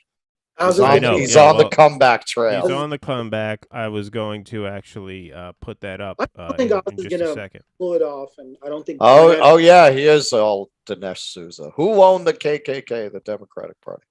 Who fought to keep slavery? Listen, man, the parties change places every now and then. I actually wrote a whole article speculating on whether we're looking at another change like that right now with the working class moving into the Republican Party. But, times change. Talking about what the parties were 150 years ago, that's not really relevant to where we are now. Go on. No, that's okay. I'm going to bring up the map in just a second, but just to put a button on this point, also the thing that's really hamstringing the progressive brand right now, and I'm thinking about writing an article about, is the progressive brand just done? Is it over? Is it just permanent? Is it permanently tarnished? And the squad fucked it. I think the squad was the last straw. Well, look, I think the reason why it's so in the toilet is because they've just proven completely sort of useless in terms of actually pushing the popular parts of what we would call a progressive agenda forward, and you're left with all of the other cultural stuff that's not nearly as popular, and they're tied to Joe Biden. They stayed joined at the hip with Joe Biden far too long. I understood why it made strategic sense during the Build Back Better negotiations to sort of play it like he was on your side. That's just smart politics. Okay, we want this $3.5 trillion package through. Biden didn't exactly come out and full-throatedly endorse it, but he signaled that he would sign it if it got to his desk. $3.5 trillion, right? So at that point, yeah, it makes sense for Bernie and the squad to say, and Jayapal to say, like, okay, we are with the president. His agenda is ours. It made sense during that struggle to say that. That was just like good nuts and bolts blocking and tackling, right? Once that blew up, once that fell through, I mean, that's 7 months ago already. Like, once that falls apart, what is the incentive to remain supportive of Joe Biden? What, at that point, is the incentive not to just go full Tea Party on your own leadership? Right. There is none. There is nothing from that. right? Right. Since Exactly. BBB fell through, we have heard nothing in 2022. Nothing. They're silent. Bernie in the squad. Exactly. Right. Our mascot. Except blaming Joe Manchin, which is ridiculous because he's not the problem. The problem is your people, your own party doesn't want it. So, hey, Russell, Intune Knight says, I think MAGA conservative and progressive, we can work together. Drop the link to your article, the one I'm talking about progressives joining the GOP. Drop a link in the chat so this guy could give it a read. I think he'd like it. All right. Guy or gal. Maybe I I don't know. Intune. I don't know if Intune is a man's name or a woman's name. But anyway, let's take a look at some more results here, shall we? This stream is brought to you by Target. Get baby essentials as soon as 1 hour, same day delivery. Target. Let's see here. Pennsylvania. Oz is closing. 25% reporting. 31 to 28. Looks like he's coming on pretty strong. Pittsburgh only 25 in. 16. Okay, so these. Yes, okay, so it's looking more and more like Oz is going to catch up here. Not Barnett. And what's that? And not Barnett. Kathy is not going to do it. Yeah, it doesn't look like she's going to make it. So Trump's not gonna get humiliated, huh? Well, the thing that leads me to believe that is that if what Cohn said earlier is true, which is that the early vote, the mail-in vote, is going to favor the moderates, and Oz is going to close same day, then that would lead you to believe that, all these precincts here, well, not those two, those are more than half in, but like Pittsburgh, only 25% in. That means most of that, if not all of that, is mail-in vote. Same thing here. There, it looks like you got a little more. It looks like a lot of counties, though, are still very low reporting, which means that it's mostly, if not entirely, mail-in vote from some of these counties that have low precinct percentages reporting. But Oz is not exactly blowing him out either. I mean, I suppose the same thing was true in the Vance primary. Like Vance didn't win with anywhere near 50% of the vote. I think he ended up in the mid-30s, and so it looks like Oz could end up same place.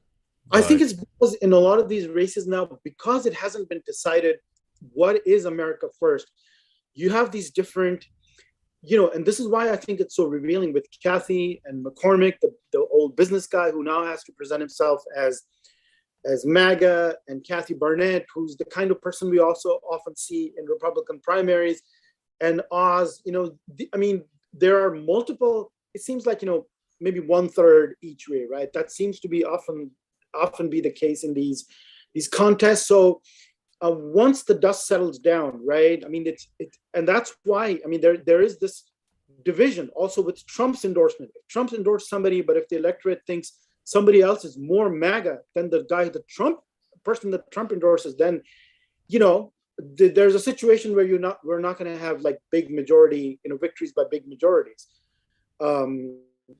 Which is what happened with Vance. It's just enough. He was far behind, but he comes out of nowhere. So that's still pretty good.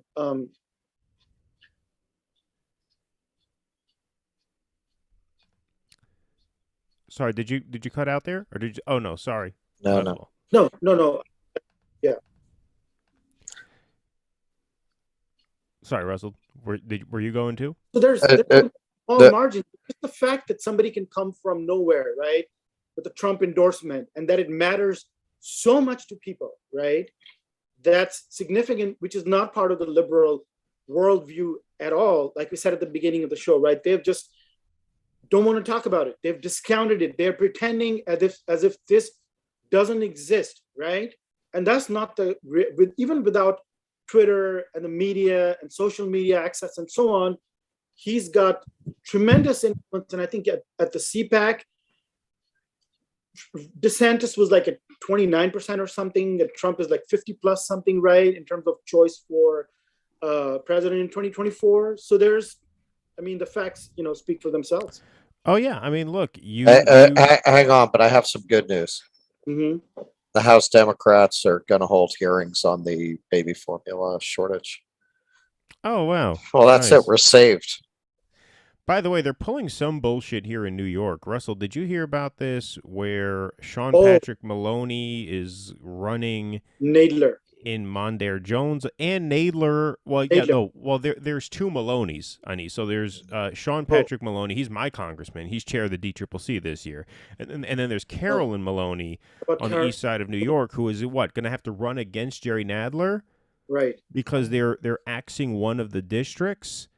And I think they're going to try and do the same thing with Mondaire Jones and Jamal Bowman, pit them against each other in a primary because Sean Patrick Maloney wants to run in Jones's old district, something like that. There's some fuckery afoot in the New York redistricting and how it's going to affect the primaries. I'm not exactly sure. It's going to be like where the Joker throws the broken pool cue to the two guys.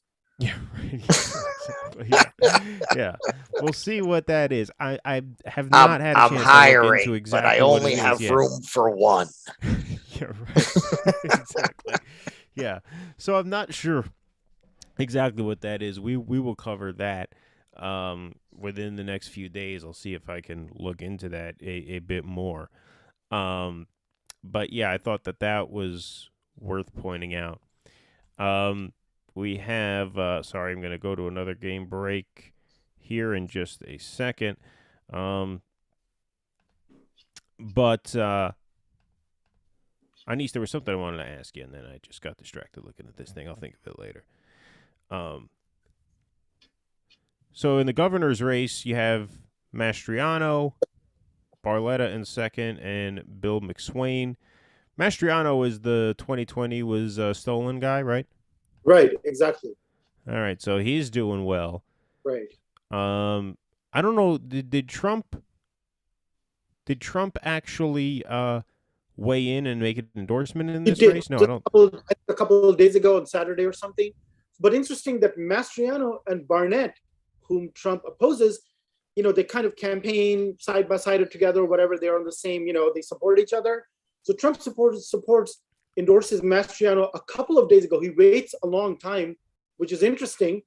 And he's opposing Barnett, and yet they are the same lane, the same, basic. So, yeah, he did, but he came down for Mastriano, but very late. Okay, well, that seems to have done him some good. Oh, yeah, that was what I was going to ask you, Anis. No, I think he was going to win. It was pretty sure that he was going to win.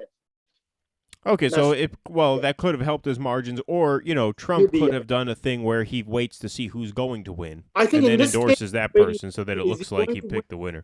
And then he just said, "Well, this guy's going to win anyway, so I'm just going to endorse him." I think that's what I was thinking. So that he looks like he's bolstered, puts one more in his win column.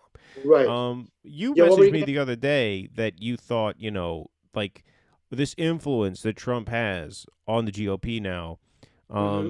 You messaged me the other day and said, Trump is really going to go down in history. I mean, he already will, as we know. But like in terms of just really just revolutionary figures like Ronald Reagan. You compared him to Reagan in that way. Right. And it's interesting because, I mean, I think that's true. Like Trump is not president anymore, but it turns out like 2016, really, when the history books are written, is going to be viewed as the transition, not from the Obama era to the Trump era, I would argue, but from the Reagan era to the Trump era. Right. Obama didn't have an era. Obama stood for nothing. Didn't signal. There was no transformative change under Barack Obama that would signal a difference in a historical period. Right. Whereas 2016 really was. Yes, it was the end of the Reagan era and the beginning of the Trump era. And I think whether Trump is ever president again, and I think he will be, but whether or not he is, you're seeing a dominant Republican Party emerge by running on his vision, basically. I won't even call it an agenda because he didn't really articulate much of a coherent agenda, but a vision. And that's one of the reasons why America First is so potent, because you say, well, what does it mean? Well, that's the point. It means anything that any of these politicians really says it means. Within certain boundaries. right? Well, this is, we've been talking about that for as long as we've had the show. I mean, since Trump was president, that the fact that Donald Trump didn't really do Donald Trump all that well indicated how powerful that act is Mm-hmm. for the American electorate. Mm-hmm. He did not do the I'm a culturally conservative, economically liberal, populist thing very convincingly or effectively. But that is such a powerful message that he won anyway. It was inevitable that better politicians would see what worked there and imitate it. And ultimately, yeah, that is the direction the country's going to go in because that is where the country is at. You know, Trump was full of shit. He didn't mean any of it. If you get a Republican Party that actually runs on that and actually follows through on it, they'll be unbeatable. Completely unbeatable. They virtually are now. Right. Look, I would say more than, I mean, this is perhaps splitting hairs, but I would say more so than Trump didn't mean it. I would just say he didn't really understand it. He didn't really understand his own significance in that way. No. Right? I think in terms of did he mean it or not, I think what Anis said earlier is true. Like, I think Trump really more than any other president in recent history actually tried to fulfill his campaign promises probably more than any of the others did. More than any. I mean, he tried to repeal Obamacare, all of it. He tried to get the wall built, right? All of it. You know, what did Obama try to do that he ran on? Nothing. Well, but that's what was clever about Obama. He didn't really run on anything. Well, that's what I mean. But what exactly did he run on other than his own celebrity, which was exactly the charge that Republicans made. Yeah. Well, I want to say a few things. Ahead, yeah. One, I give Trump credit for a clear, coherent vision, meaning it all, and establishing an intellectual framework for everybody else to sharpen their own thinking, which is true in the case of J.D. Vance, who is sort of an intellectual, able to write a memoir, etc. You know, he's quite articulate, but even his thinking is sharpened because of Trump. His America First thinking. It's also true in the case of future President Ron DeSantis, who was a founding member of the Freedom Caucus, but has now crystallized his thinking in a much sharper way since 2018, 1920, and after the pandemic than before he got Trump's impetus to refine his thinking. So I give Trump credit for having this clear vision, meaning it all, implementing some of it, and clearing the path for his followers and successors, people like DeSantis and Vance and whoever, to implement the rest of it. So I sort of, I've always given him more credit as a clear thinker. He's a very intuitive thinker. He's not educated. His education is fake. He went to Wharton and Penn, but I don't know what he was doing and how he was getting through. So he's sort of this, in some ways, it's almost like functionally illiterate kind of business person, it doesn't, but that's different than people said that about Reagan too. If you were around in the 80s, you realize that people were saying, my God, this guy's he's just ignorant. He doesn't know, he's a B-movie actor.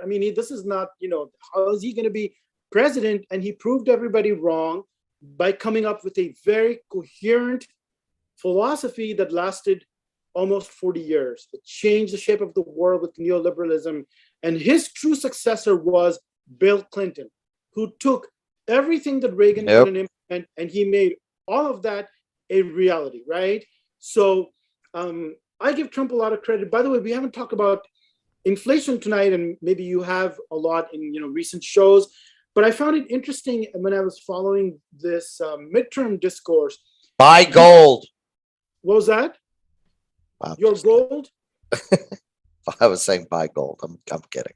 Your gold. Okay. I'm kidding. We got a bubble in all asset classes. Gold isn't going to save you either. Or the crypto crash, right? You would think that the Republicans would have made a much bigger issue of inflation then they actually have, and I think it's really interesting that they are keeping it as, although it's going to be huge going into the midterm, it is going to be the biggest issue. I'm sure of that, because inflation is just going to get much worse. Yeah, I think it'll be more or less the only one. Right. That's going to be the only issue. This is going to be the deciding issue. So maybe even Fetterman, he may not have a chance. All these swing states, depending on how bad inflation and the economic, crash gets. So they could have, Larry Hogan, I think he's the Maryland Republican governor. He was like, we should just talk about inflation and forget about all this cultural stuff. But it's interesting that they're not doing that. They're still like the Newt Gingrich contract with America, Rick Scott's 11-point America, Rescue America. And it's interesting, he calls it Rescue America Plan to contrast with Biden's, American Rescue Plan, right? But that's got stuff in there like re-up Medicare and Social Security every 5 years. It's got a lot of cultural stuff. And the CRT and woke stuff is an absolutely central part, like the stolen election, of America First now. It is it's everywhere, right? And they call it education. That usually leads off their agenda. Education, parents should have control. That's going to sell really well. And that's also framed as America First because, hey, if they take away our identity, then we will lose America. So part of America First is to end CRT. So they're not just focusing on inflation. They're wrapping it all up together in one coherent narrative. I think it always has been, but we are clearly seeing the backlash against the side of the cultural issues that the Democrats tend to be on. If you saw Netflix this week, God bless them, came out and made a statement. Hey, we produce content for a variety of audiences. You may not agree with all of our content. If that's going to cause problems, Netflix might not be the best place for you. like, don't let the door hit your ass on the way out. Yeah. And I think we're going to see more and more of that. You're seeing more and more of it. The backlash is starting to really manifest. And that's not good news for the Democrats. It's not going to be good news for the people most closely associated with this movement that the vast majority of people absolutely fucking despise. Right.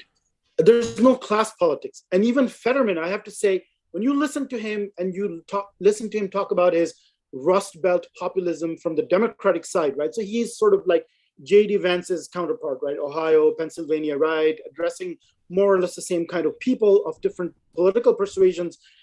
I don't think of him, when I listen to him, as a class politics guy.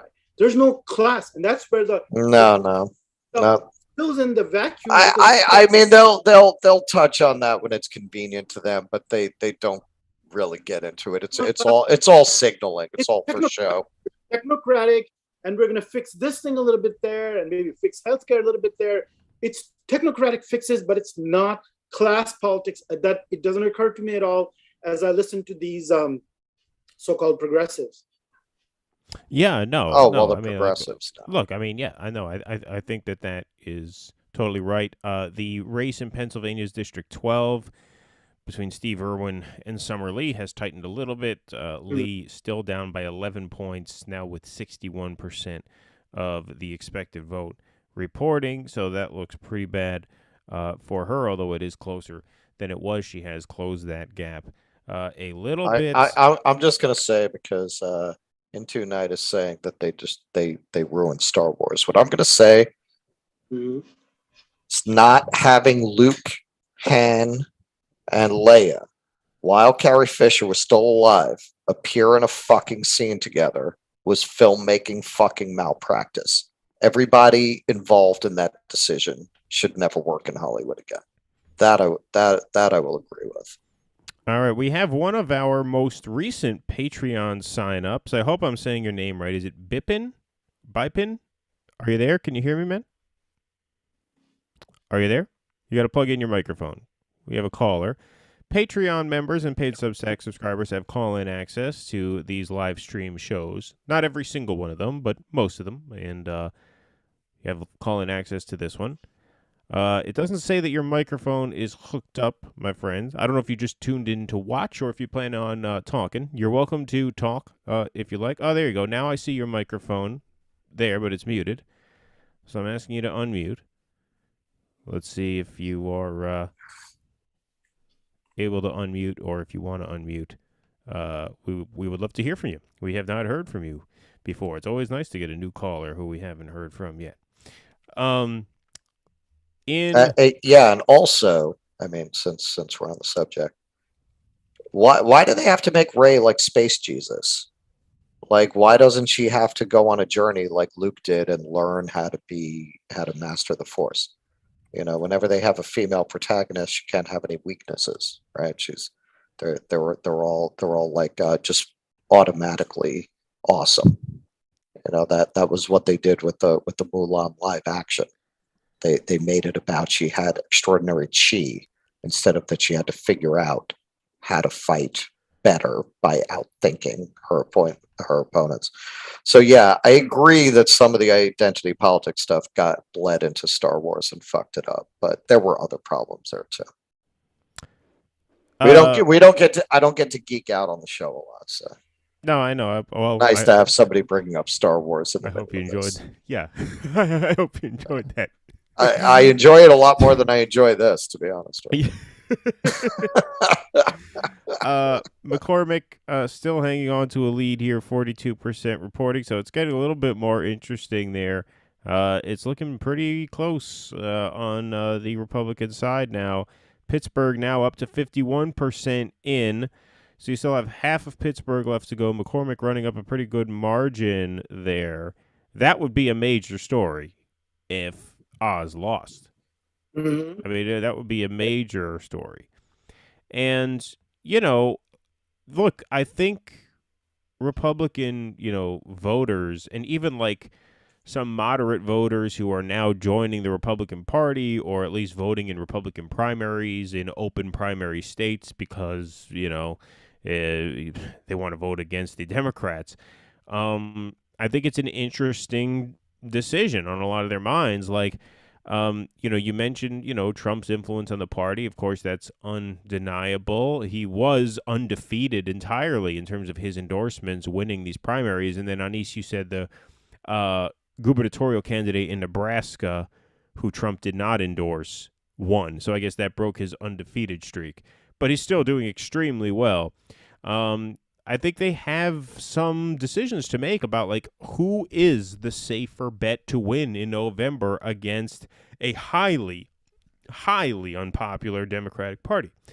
And, look at what the formula was in Virginia, right? It was Youngkin, who not only was not endorsed by Trump, he didn't seek Trump's endorsement. He didn't mention Trump on the campaign. He ran hard on those sorts of, anti-woke social issues that we talked about earlier.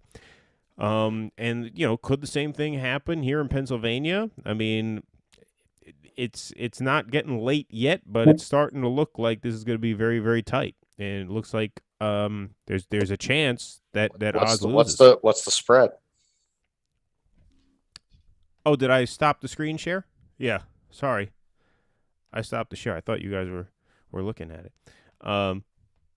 There's the spread right now. So McCormick 31.9, Oz 30 with 44% in. You have 51% of Pittsburgh reporting. Yeah, it's tight. It's tight, and now you're starting to get significant vote count in. It's not all early voting. And here comes Barnett. Yeah, right, exactly. Well, had it not been for Barnett in the race, who's splitting up the MAGA vote, then Oz wins really easily, right? Because if it's against the Trump-endorsed guy versus the other guy, right? So you have to think that this vote is being split two ways. Well, that's why that's the very first point I made before Russell even joined. The very first point I made was that this primary field is extremely weak on the Republican side. They don't have become a patron in tonight. Go ahead. Yeah, they don't have anyone in their slate of candidates who can really convincingly make the MAGA because argument. They all have their problems with Kathy with her weird background, Oz, the Hollywood liberal, McCormick, the hedge fund guy. I mean, so there's, And they're all just bad politicians. They play right. like bad politicians. None of them have any swag whatsoever. You know, J.D. Vance has a little swag for what he is. Trump's got major swag, right? Even Fetterman, you know, with the hoodies and the shorts, you know what I mean? He's got something going for him. He's got something that makes people look, that's an interesting guy. None of these Republican candidates have it. Oz comes off just completely synthetic. And, you know, all the other ones were just, they just struck me as untalented politicians, basically. Like, and that's why I think it's so close, because I don't think they have a good candidate on that side, which means that, you know, if Biden weren't in the toilet the way he is, and if the Democratic brand weren't in the toilet, I think Fetterman would walk away with this race. I think under anything resembling a normal circumstance, Fetterman would clobber any of these guys. So that he could vote for the next war. I'm not saying like you know, I'm not saying we'd be saved if that happened. I was just saying, like, as an objective analyst, you know, he strikes me as the better candidate. By better candidate, I mean better suited to win. No, obviously, have we? I don't remember the episode where we told everybody go out and vote for Fetterman. Let me put this to you: if it is Oz versus Fetterman in the fall, and the economy is more or less where it is, and the pandemic, you know, they've already said 100 million new cases, so they're expecting new variants, new cases. And if it's 0.5% mortality rate, and if it is really 100 million, then 500,000 additional deaths, and let's say you've got a very high case count in the fall, and inflation and the economy, recession, who knows, right? What do you think happens with Fetterman and Oz under, let's say, under even today's circumstances? Fetterman wins, you think? Could I predict Fetterman wins as of now? No, because I think I mean, we set this topic up. We didn't really get into it, but I think gigantism victim John Fetterman. Yeah, gigantism victim John Fetterman. I think the inflation is just going to be a really, really overriding issue, big obstacle. I mean, you know, it's just going to be too heavy a lift for any Democrat to the point where you could bet on one of them to win. I mean, it's relentless.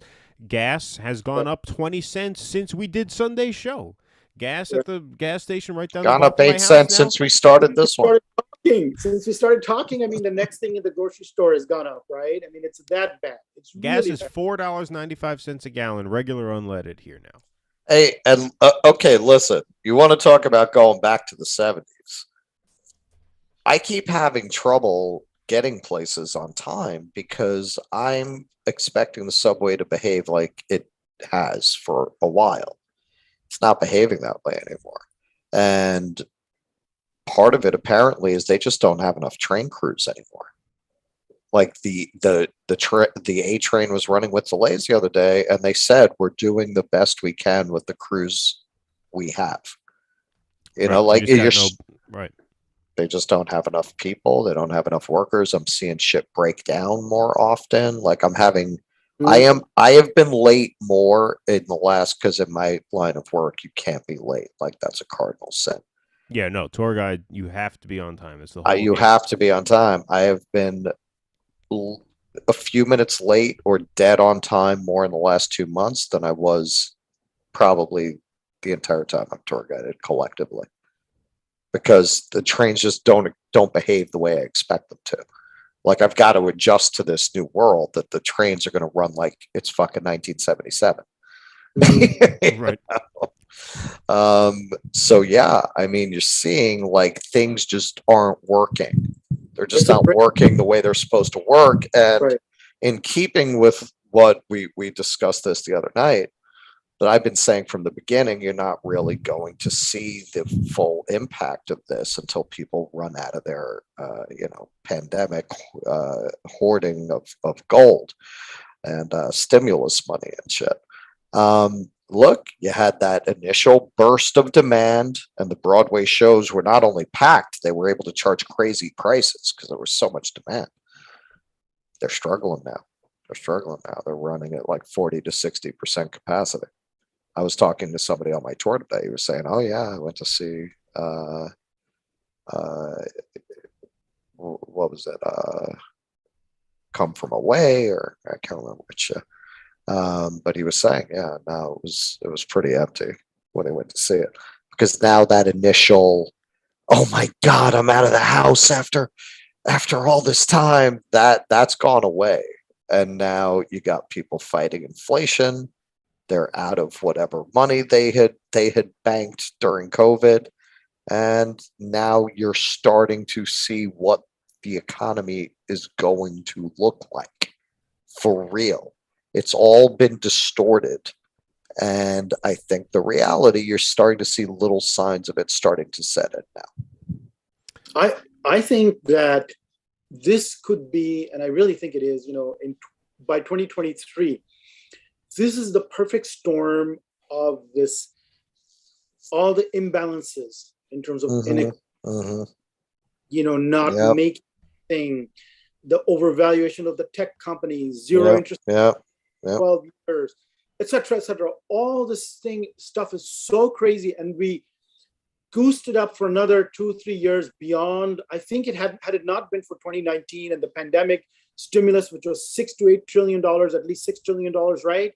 I think we would have seen it in 2019, perhaps. But I think we should do a whole separate show on inflation. But this inflation is just a symptom of a huge breakdown. And it really, I started saying a year ago that it's reminding me of the 70s stagflation. And it's not a coincidence that came after Vietnam and spending all this money and resources in that long war. So it's surprising that we went 20 years in Iraq, Afghanistan, and the endless war and terrorism before paying the price for this round. Actually, stagflation, I think the term was first used in 1965, not even the 70s, although it didn't manifest in Britain, I think. It didn't manifest until the early 70s with the energy shocks, OPEC, 1973, and then the second oil shock of the latter part of the 1970s. But again, once again, you've eerily similar. You've got another big energy shock, supply issues, right? Supply chain. The conditions are so eerily similar. Saudi Arabia telling us to go fuck ourselves. Right. I think we're just, and then the currency is the one thing, let's see what happens there. But I think this is going to be, and by 2023, we'll really see where the economy is and how this is just why I agree, and I think it's going to crash, right? Because you've had this distortion of the economy coming from the Fed since 2008. They've been propping up the U.S. economy. 40% of the dollars in circulation have been printed in the last year. I never bought modern monetary theory. I never bought it. No country that has ever tried to money print its way out of trouble did not run into hyperinflation. It's never happened in history. So I don't know why they thought that they could do that now. I would love to believe in modern monetary theory. As a progressive, it solves everything, right? You don't have to figure out how to rebalance resources. Just print money, right? It doesn't fucking work. It doesn't work. You can't just logically, man, you can't just keep printing money without devaluing your currency. And especially when your currency is the world's reserve currency, you cannot do things that are going to cause people to lose confidence in the worth of your currency. And that's what's happening. Between that and the sanctions we laid on Russia, scaring the living shit out of people, seeing that if they're dependent on the dollar, we can kick them out of the SWIFT system so that they can't process dollars. Now everybody's looking for alternatives. Now they're looking for workarounds. Now they're trying to figure out how to minimize their dependence on the dollar. We can't afford that. We cannot afford that. Our whole economy is built around the assumption of a demand for dollars. That demand goes away. We're the fucking third world, more than we already are. In many respects, we are already a third world country. Anyone who doubts that, go watch the documentary about Flint on Netflix. I think it's about a 6-part documentary where they just show you what it's like in Flint. You tell me that's not a third world country. You tell me how a third world country is better. I've been to third world countries that were better, much better than Flint. And there are a lot of places in this country like that. We lose the dollar as the reserve currency. The difference is it's not just going to be Flint. It's going to be New York. It's going to be San Francisco. It's going to be Los Angeles. It's going to be the country. Well, you know what also doesn't work? Apparently, sticking your dick in your cousin's face doesn't work, because Madison Cawthorn what happened? is looking like he might lose this primary challenge to Chuck Edwards, who I never heard of. Hang on, I didn't hear this. What happened? He put his dick in his cousin's face? Yeah, there's some tape surfaced of him getting naked and shoving his dick in with the male cousin's face. You didn't hear about that? Lingerie, I mean, all this really no wonder you didn't get that joke. I mean, it seemed like an odd reference coming from. I vaguely heard something about it. Yeah. So just playing a little grab ass there, huh? I saw the picture of him in the lingerie, and I was like, yeah, I want this guy to win, because it would just confirm everything we believe about the American voter, that they will excuse anything if it's on their side, but maybe not. Maybe they're not going to go for the Hollywood liberal and the lingerie, handicapped. So well, when I first saw Madison Cawthorn, I assumed, what do you assume? Handsome, white, Republican politician in a wheelchair. You assume he's a military guy, right? Who got injured, while serving the country. No, that was a drunk driving accident. He and his bros were driving back up from spring break or whatever. Oh boy! I And didn't. All right. So hang on. Our patron has a couple questions here. So wants to know if we watched the All In podcast, which is apparently 4 billionaires talking. Wait, who's this? Who's asking? Is Bipin is asking? Oh, you posted on the chat. Okay. You posted on the chat. My answer to that is I don't need to be driven to the top of a water tower with a scope rifle, so I'm not going to watch a podcast of 4 billionaires talking. And he's talking about how we mentioned that the right is talking about monarchy. He's asking, as conditions get worse, he suspects that religion is going to come back, and whether we have an opinion on that. I don't know, man. This country is so godless at this point. It's hard to imagine religion coming back.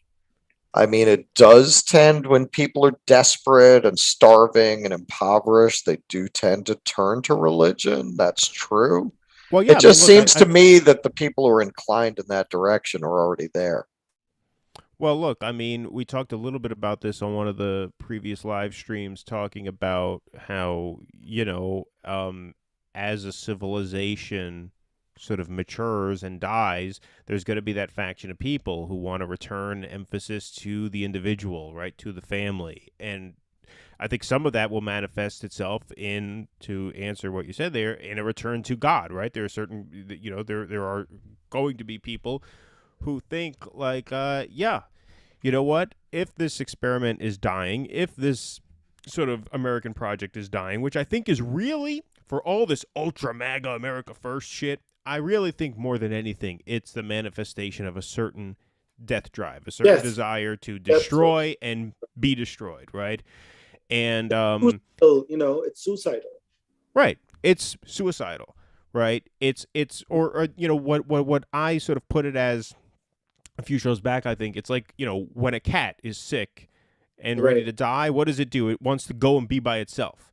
Mm-hmm. A cat doesn't want to die around other people. It wants to go and just be alone and be at peace so it can die.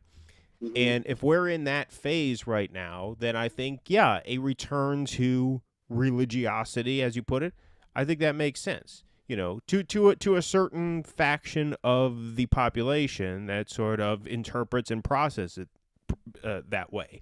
And this is really the main conflict of the era, is you have people, some on the left like us, who are just sort of disengaged from all of this stuff now.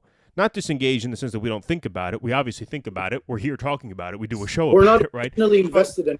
Right, but we're not invested. Like, I was not telling people for the past few weeks, go out and make calls and vote for John Fetterman. That's what I mean by disinvested in it, right? Right. So you have people like us who kind of see that, and then you have a lot of people on the right who see that, and it manifests itself in this, as you put it, suicidal, sort of self-destructive MAGA movement, right? Which is what happens. Yeah. But then you have the liberal class, and even some on the Republican side, although they're getting fewer and fewer in number by the day, who are just completely blind to all of this. Right? Like they don't understand any of this. Would all go right over their head. They wouldn't even know what the hell we're talking about. What do you mean the country's dying and this is a death drive and we're gonna go and prepare for the end of civilization? Right? That's nowhere on their radar. Right. They're still living in 2005 world where we gotta take the House this year, right?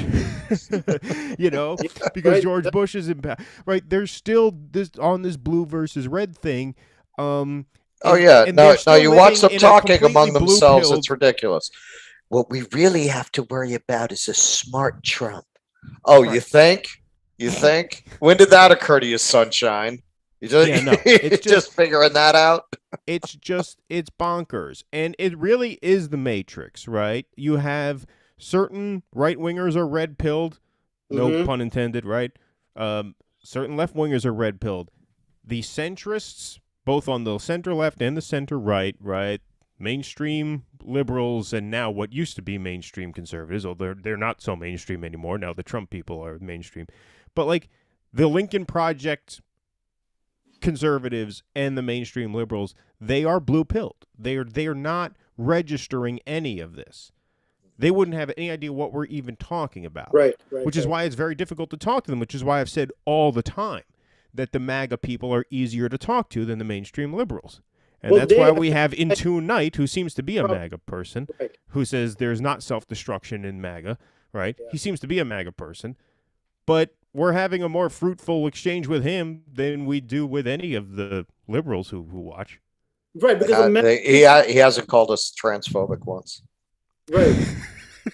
So we're sympathetic to MAGA. They'll just pull that out. You could be like, hey, what are we having for dinner? Transphobe! Yeah, right. Yeah.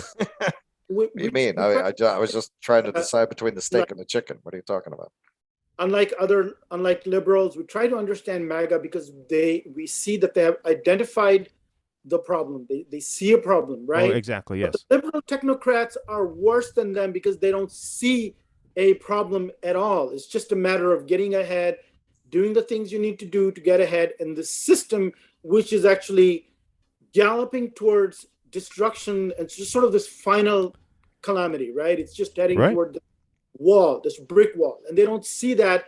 And the MAGA people at least see that, just like the Taliban see a problem and whatever these extremist fundamentalists all over the world, they see a problem. There's some sympathy for them because they've at least realized, hey, this is really bad. There's a problem here.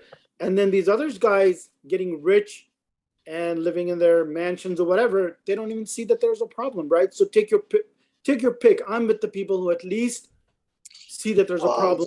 Man, it's not just the people who live in the mansions. It's the fucking people who are making enough money to spend all their time, going to Target and going out to eat and, be able to get their kids what they need. And, I had somebody say to me when I said, that decision about Ukraine is really going to hurt people with gas prices. They said poor people have always pulled money for gas. And this was not a person in a mansion, but it was a person who has what they need. Right. So it's easy to I don't even think the people in the mansion are really the problem. It's the professional managerial class. It's the petit bourgeois. I mean, they're really the problem. There are a lot more of them than there are the people who are really in a mansion. That's the real base of the Democratic Party. Those are the people who are really driving this and keeping it afloat insofar as it's afloat.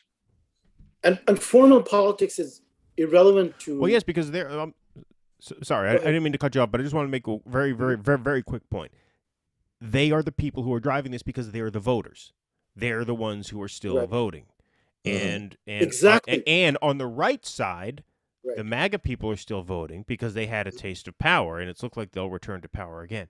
On the left side, you're not seeing any of this because the people who have come to that realization on the left, like us, we're not voting anymore.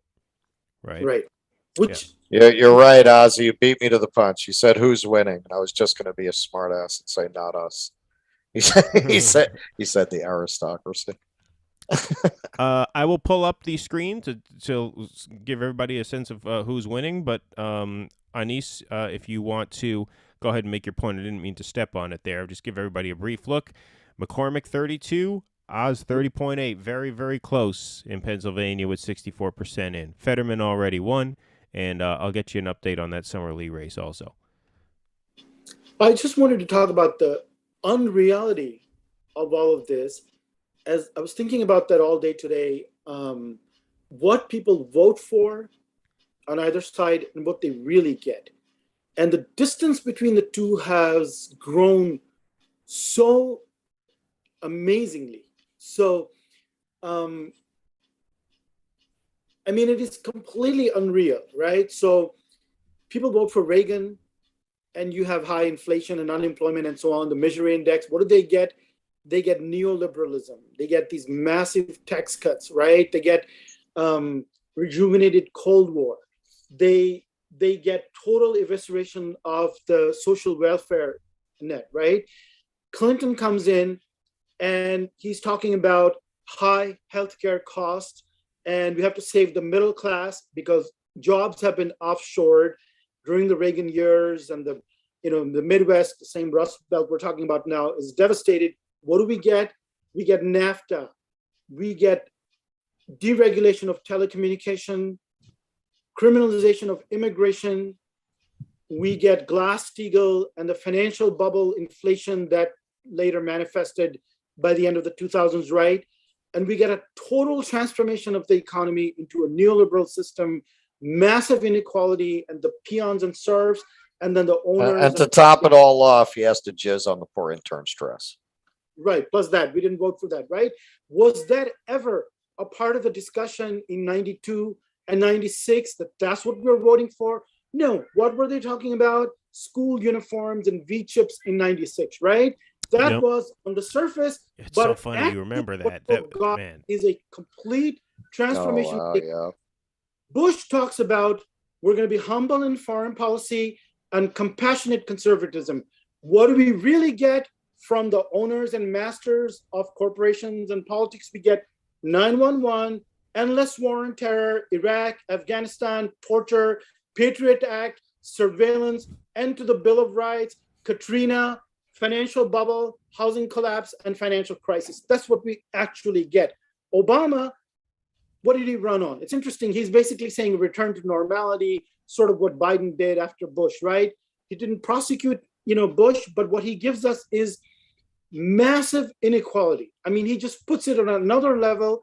I think the housing unaffordability happened more during his time than anyone else's. You get ACA. Did he run on ACA? I don't remember that, right?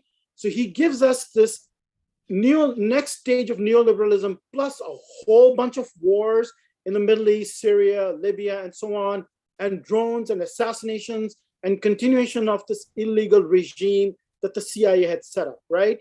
Trump is the first person who actually comes along and more or less, gives us like, okay, he didn't fulfill all of it, but he's coherent because he started building the wall, Muslim ban, and then the China tariffs. Although again, the $1.7 trillion tax cut to the rich, that wasn't part of his. I mean, he was talking more about, saving social welfare programs and Social Security and Medicare. I think that was his more populist appeal. But we get something else. We also get the pandemic. We get, these lockdowns, although he didn't initiate it. But we move into this next crisis, which has landed us here, right? Biden, what did he run on? And what do we really get? We get mandates, lockdowns, quarantine. We got an economic collapse. and we get the war on Ukraine. Did the voters vote for Ukraine and war with Russia? Was that part of the conversation? So this is what I'm saying is the things that even in a hesitant, incoherent way, someone like Fetterman might be trying to articulate about a living wage or $15 or whatever might have worked 30 years ago.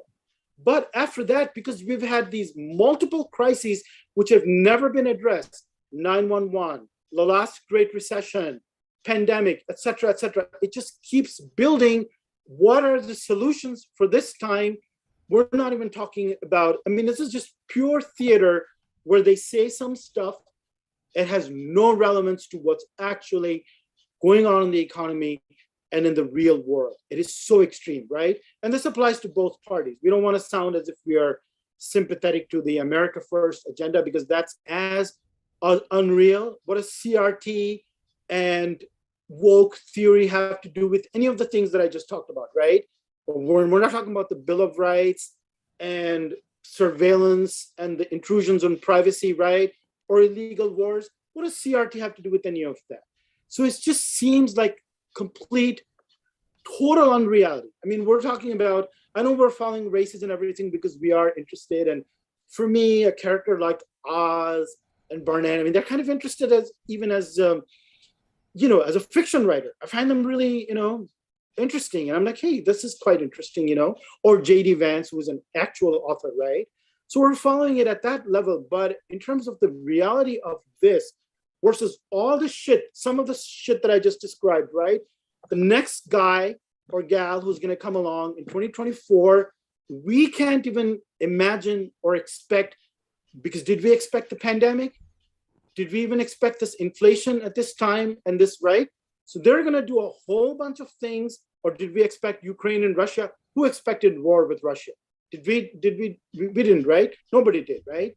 Well, and we're not even talking about Sweden and Finland joining NATO. Can we just hit the pause for a second, whether we think that's a good idea? No. This is all great. Yeah, right. No, it's wonderful. No, let's antagonize a country with 6,000 nuclear weapons a little more.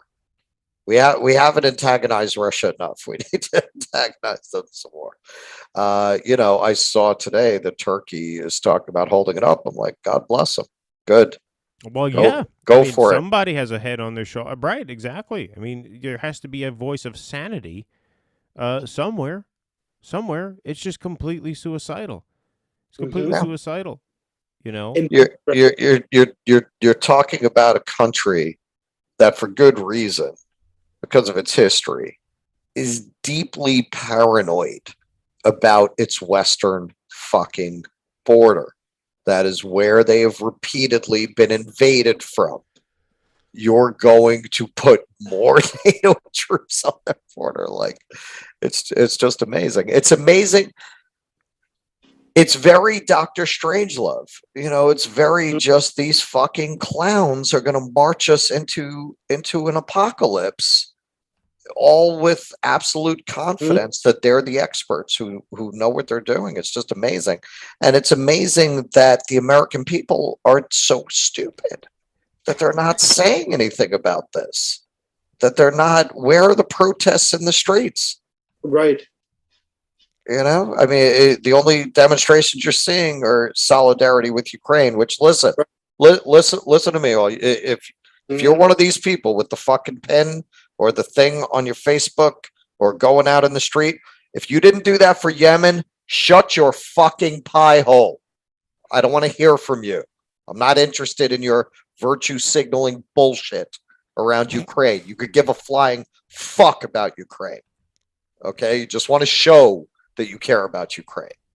If you really cared about people and atrocity, you wouldn't have waited until it happened to white people in Ukraine to say something about it. So shut the fuck up about fucking Ukraine. Yeah, well, you see a lot of them with the pins and stuff like that. Oh, they drive me crazy. They're like they're the worst people, man. they're always such dumb motherfuckers when you run into these people. Oh yeah, no, for sure. Absolutely. What do you think? Should I post an invite link in the chat to see if Intune wants to call in? I know it's only supposed to be for patrons, but it is getting late, and he seems very intent on conversing with us. Should I open it up? What do you think? Open it up to who? I'll just put the call-in link on the chat here, so if people want to Who? call in, we'll open it up. I mean, I gotta go to bed. So No, I know. We're not going to stay up too much later. So, all right, you know what? Maybe I won't do that. Maybe another time. Because, yeah, it is getting late. We are going to have to wrap it pretty soon. I gotta be up at like 6. Yeah, I have to be up early, too. So here, let me... I've never worked this many hours as a guide. That's how much I want to get the fuck out of New York.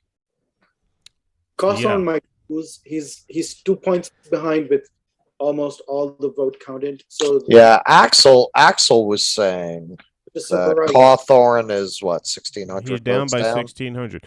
Well, the thing about that Cawthorn race, I mean, here, this is it as of a few hours ago. Here, I'll find it. The thing about the Cawthorn race that's interesting is, you know, Cawthorn is a big star. I mean, he's a national name, not necessarily for the right reasons, but, you know, huge name ID. And here he is. Here's that race. Edwards, Cawthorn. But if you notice, Cawthorn only at 31.7% of the vote, which for an incumbent is extremely low. I mean, that is extremely low. So there are all these other candidates here down at 9.5, 6.9, 6.5, 5.3, 5.1. Right. It seems like that's all anti-Cawthorn vote there. So if one or two of them had dropped out, it seems likely that Edwards would have won fairly comfortably.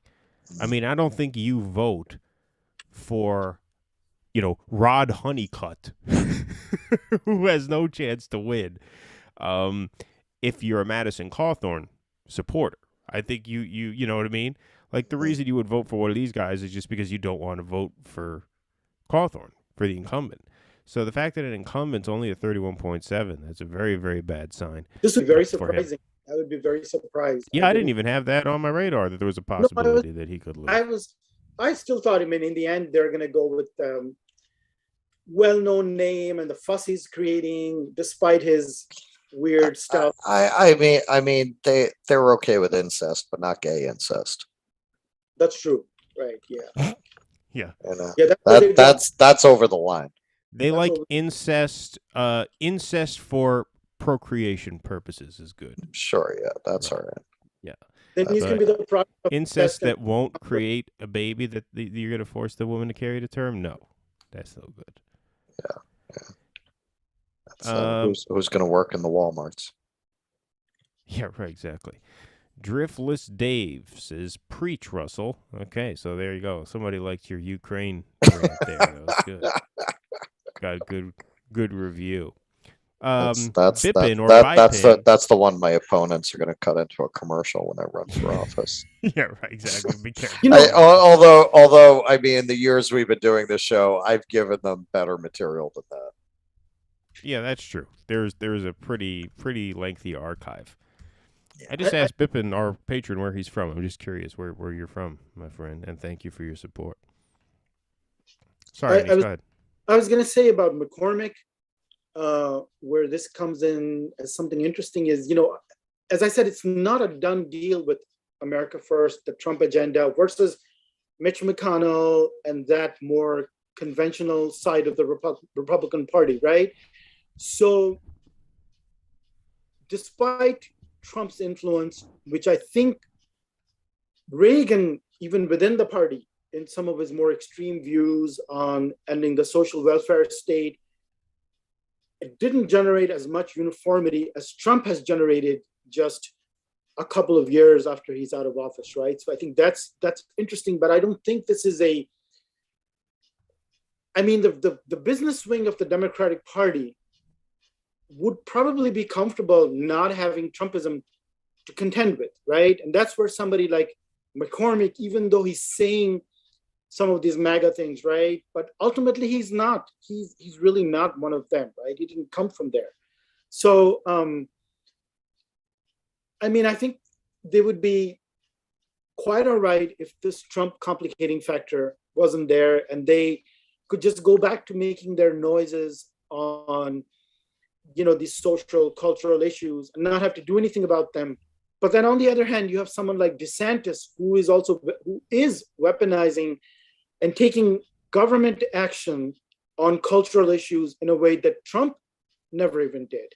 So now that someone like DeSantis exists in reality, where does that wing, the business wing of the Republican Party, go? If you know that you're somebody who mobilizes people, on cultural issues, uses government as a weapon. Do you see what I mean? I mean, there's this still, Yeah, I mean, I think they'll adapt pretty well because I don't think Trump threatened them they're in not any going real to way. care as long as you don't fuck with their money. Right. As long as you pass a tax cut, They don't which give is a the shit. only thing the Republicans really have to Trump, do yeah. when they're elected is they Right. have to cut taxes for the rich and cut Right. corporate taxes. I mean, look what Trump did, right? I mean, we talk about the economic populist, right? Oh, this is a populism. Trump slashed the corporate tax cut from 35% all the way down to 21. And then even when the Democrats were talking about raising it again, the opening ask, which is nothing they were going to get, was to 28. Now, they didn't even do that. It's still down at 21. But basically, even the Democrats were willing to basically permanently enshrine a 7% tax cut, which Trump did for them. And, I think as long as you do that, then you'll be in good standing with all the Chamber of Commerce people, right? Like, they'll pretty much go along. I mean, look, how many of these people do you really think? They will pretty much go along with anything. Right. Yeah. Don't mess with their money. Right. I mean, how many of these people do you really think want Roe v. Wade overturned, right? The real ruling class? I don't think the ruling class wants to see Roe versus Wade overturned. I think the ruling class of both parties pretty much wants to leave that as is. But, I mean, this is the thing that makes these people very dangerous. And, on the Republican side, it's, of course, very true. Also, is like, they have no principles. As long as they get paid, they'll sign on to anything. Anything that can win, they'll sign on. So if it's Muslim ban, yeah, sure, why not? If it's nationwide abortion ban, yeah, sure, why not? We don't like it. Who cares? If it's the other way, I can always fly my mistress to Puerto Rico. Right. Open borders, who cares? Right? I don't think it matters to a lot of these people. You know what I mean? And so now, from a messaging standpoint, does it make it a little more challenging for some of these holdouts like Mitt Romney and stuff like that? Yeah, but like some of them will find their place and some of them won't. Breaking news: Cawthorn is conceding. Wow. Oh wow! Holy shit! Thank you, Brandon, for doing our job for us and staying up to date on the election results. But Cawthorn is conceding. Wow. That is surprising. Surprise. That is a surprise. It really is. I mean, he was kind of a star. Lauren Steiner lives in Asheville. He's her congressperson. So I wonder what she thinks about that. But, yeah, that is amazing. Well, he had the lingerie thing. And then I hope he at least got a reach around.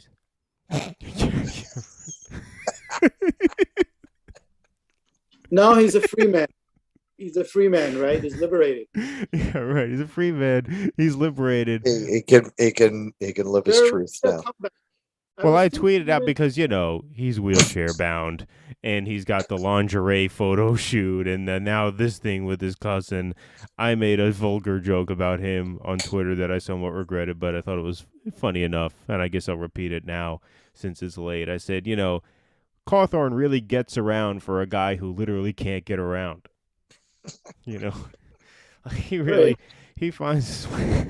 You're a monster. Yeah, well, look, if he got injured, in the military or whatever, I wouldn't say it. He got injured, on a fucking bro cruise, right, back from spring break. I mean, these are the kinds of people I detest in real life anyway, so the hell with them. Well, he can always come back. They all come back, don't they? I don't know. 26. I mean, he's got a bright future ahead of him. That's true. He is a very young guy. He's only 26. I mean, where is he going to go? I mean, he's going to be something even bigger. Yeah, I mean, you never look. I'm sure. I mean, the great thing about this ultra MAGA world is that like you have like that revolving door is just ever spinning, man. You get voted out, and you got a media career waiting for you. You could be, you could be your own star. I mean, he could do what we do. He could start a podcast tomorrow. He'll probably make a fortune. Yeah. I mean, there's opportunities for everybody to just like create a project around themselves and build a brand around themselves. So yeah, I think Cawthorn will do well. But yeah, that is a surprising development. I think a cousin fucking Republican drag queen would be a hell of a reality show.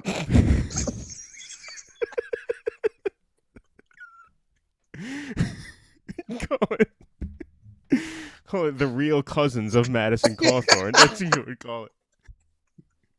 No, I don't want him to be in the media. I want him to come back in politics. Yeah. What would you call it? Keeping up with the Cawthorns. Yeah. All right, we'll have to do that sketch. Oh yeah, that would be funny. Yeah, that would be good. And that might deflect some of the criticism we get sometimes because we'd be going after a Republican. Well, yeah, right. I mean, you go after anything, whatever. If it works, it works. If it's funny, it's funny. Right? What's that? It's interesting that this stuff is what did him in, because he was a rising star, and suddenly this happens, and now he's out. So I find that really surprising, actually. Yeah, I mean, it was on video. I mean, they say like, I mean, they say like Trump could have shot someone on Fifth Avenue and people would have still voted for him. That's true, but I don't know if Trump could have stuck his dick in his cousin's face on camera and not lost support. I mean, that's the kind of thing that when it's on videotape, I mean, that's what you call a good old-fashioned scandal, right? I mean, they say certain things. Yeah. They say we're in like this sort of like post-political era where like, the things that used to sink you don't sink you anymore. Apparently, videos of you sticking your dick in your male cousin's face, it's over the line. You in North Carolina. It still hurts you, at least in North Carolina. Yeah, right. I mean, these are God-fearing people we're talking about. In Alabama, you might go up a couple points. Yeah, right. Yeah. I expected this to strengthen the support and people being forgiving and saying, "Oh, he's just this young guy," and look the other way and say, "Oh yeah, we still like him," So I'm wrong. What do I know? I mean, again, you stick your dick in your cousin's face. That's a lot. They didn't even know what to do with that. Yeah, I mean that's a little too much. I mean, yeah, that's not being caught on tape joking about grabbing someone by the pussy. There's video of you doing the thing. That's. Yeah, I guess that proved too much to overcome. That was a little too much for the electorate. Imagine his campaign manager just seeing that come across the wire. Like, what the hell? How do we explain this? How do we explain this? Interesting development in Pennsylvania District 12. Summer Lee has closed it to within a point of Steve Irwin's. So now there's 98% of expected vote reporting, and Steve Irwin winning now by only 330 votes. So, I was really looking forward to her double live acoustic set. So, yeah, I know. You may have to wait a little bit longer for that. Well, look, she could pull out this victory. It is a safe Democratic seat. This is Pittsburgh, so like there's no chance of her losing to the GOP in the fall. And look, if she wins, she becomes the 7th squad member. Then maybe, I mean, the odds are against it, but maybe we'll get one no vote from the Democratic Party for the, $134 billion relief package that's going to be coming down the pike in whatever, February of 2023. delay, one additional week of delay for whatever shit they want to pass. One additional week of delay. Well, We will get that. I don't even think she can get them that. I don't even think she could do that. But she'll be one vote, perhaps, one vote. In the right direction. But maybe. in the end, I mean, we don't even know if that's going to happen. vote for whatever Biden has got to. Probably not. It's not the way to bet. 2 years, whatever thing we can't even expect because we don't know we don't know the precise thing, right? We never do. So, in the end, she'll go along with it as a progressive. Yeah. Yeah. I mean, it. Like I said, not too excited either way, but it is interesting that she closed that gap. All right, we are not going to stay on all night here, folks, but I do want to cover a little bit more of this just because this is getting close. Russell, if you want to tap out, you can. I don't want to keep you up if you got to get up and out early. I have to wake up early too, actually, but I'll stay on a little bit longer just to cover some more of this as some numbers come in because we are starting to get results coming in fairly quickly now, so we may have a call on this sometime soon. So I'll give it 15 minutes or so. McCormick still up 32, 31, 8,000 vote margin there. And you see a pretty impressive showing for McCormick, throughout the state. In the southeast corner of the state here, you had Oz run up pretty good numbers in Philadelphia County. There's still 11% to come in Philadelphia County, which is only going to net him, another 1,000 votes or so, because that's low turnout in Philadelphia because there aren't many Republicans in Philadelphia. But look here, Anise, Barnett actually did well in those Philly suburbs, which are very populous areas. And so I don't know, that could have spoiled things for Oz too, right? Because they were both kind of right. Like he's more the Chamber of Commerce guy, as I understand, right? And she's more of the ultra MAGA, right? And so the fact that she had a good showing there in the Philly suburbs, that could have fucked Oz up. It could have, because if she took vote for him here, these are pretty high population areas. Right. That could have taken significant vote away from Dr. Oz. 80% in, a few more thousand votes just came in, 31.9 to 31. This might not be called this evening. This might go into tomorrow. It might not be. That said, it could take some days, as they count them now. It got narrowed just a little bit. 1.1. If fucking Oz loses now and it's this close and it takes 2 days, you're going to have Trump now railing that the 2022 primary was stolen. That's going to be his new thing. And instead of it was Did you see that? Did you see that? It was so obvious. No one's so ever seen anything He like was this. winning. He was winning on Tuesday night. We thought he had won. And next morning, all of a sudden they just flip a switch. And all of a Right. sudden he he loses. just lost. But Anise, one thing you talked about earlier, you said about how Trump is this coherent thinker and stuff like that. We said he doesn't really articulate the MAGA vision as well as like a J.D. Vance does or DeSantis does, right?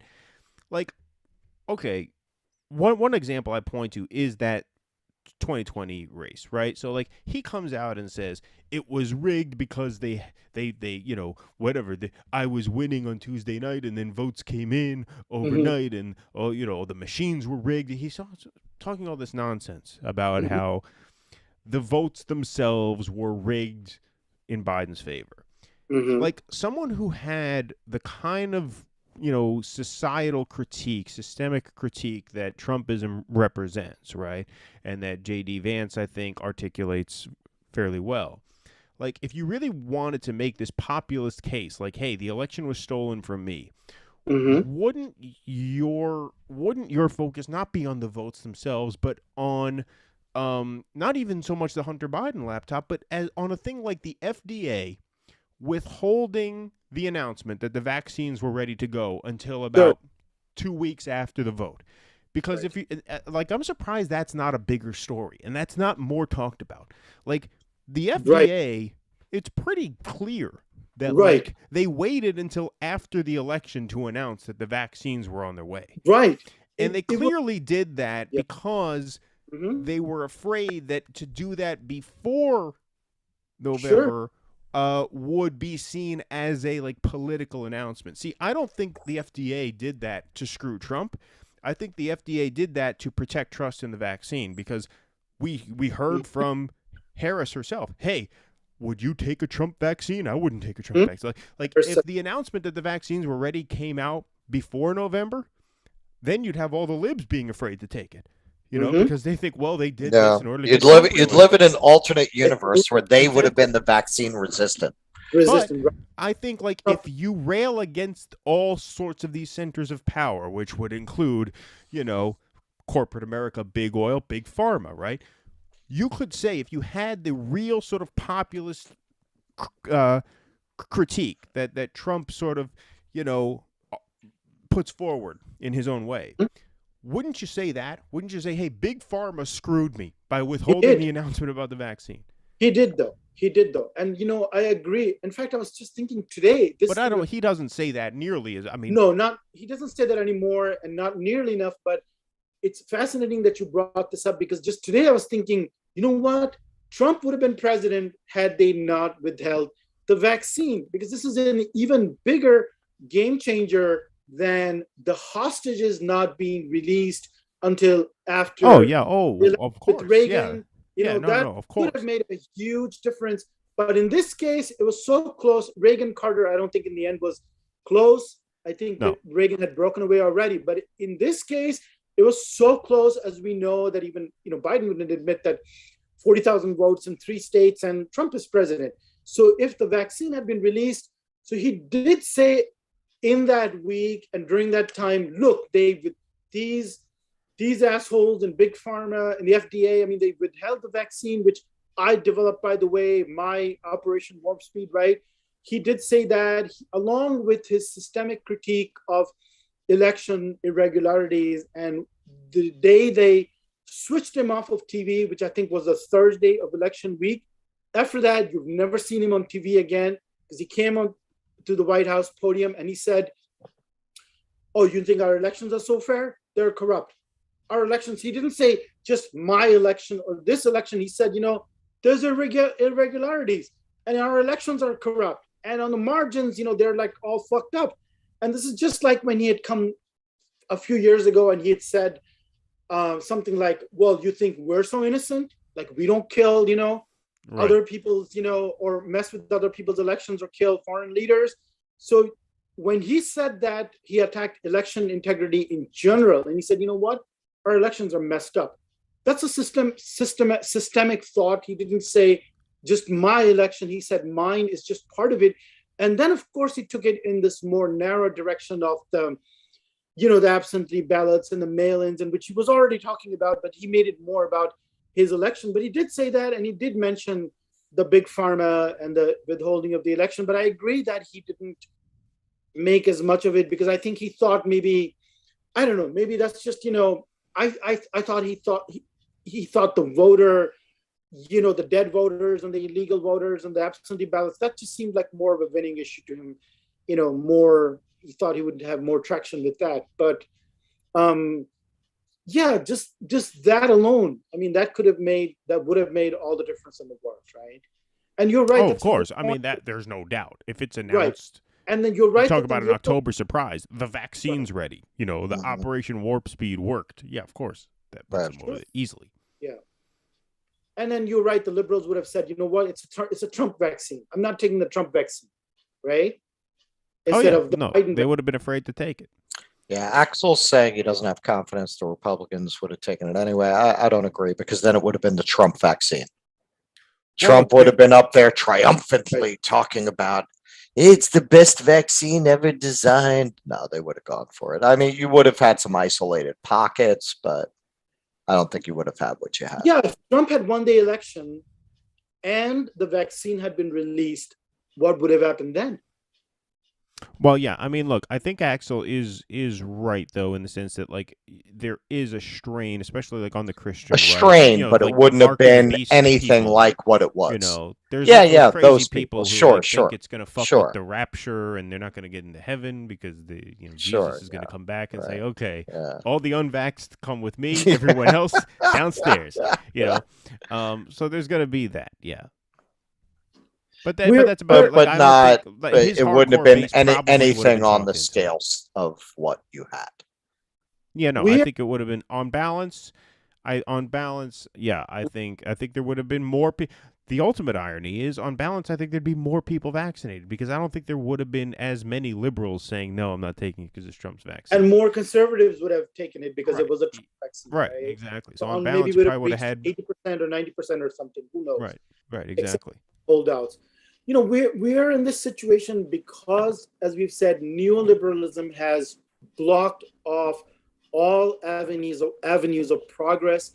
It has regressed us socially, culturally, politically, intellectually, and it showed up in the pandemic. And now we can see after a year and a half of Biden how the liberal technocrats interpret science in a way that only fits in with their neoliberal worldview of the meritocrats who deserve everything morally and all the rest, who should just go to hell, right? So that's their view of science. We never had a scientific, holistic response to the pandemic, looking at all the factors in terms of healthcare, nutrition, immune system, separating the vulnerable from the less vulnerable, right? Making treatment available. They never wanted to talk about weight. They never wanted to talk about weight. The Right, single biggest predictor to a bad COVID right, outcome was being overweight. But right. that's politically incorrect. Or if you talk What are they gonna do with right, all those Dove ads about how great it is to be yourself, right?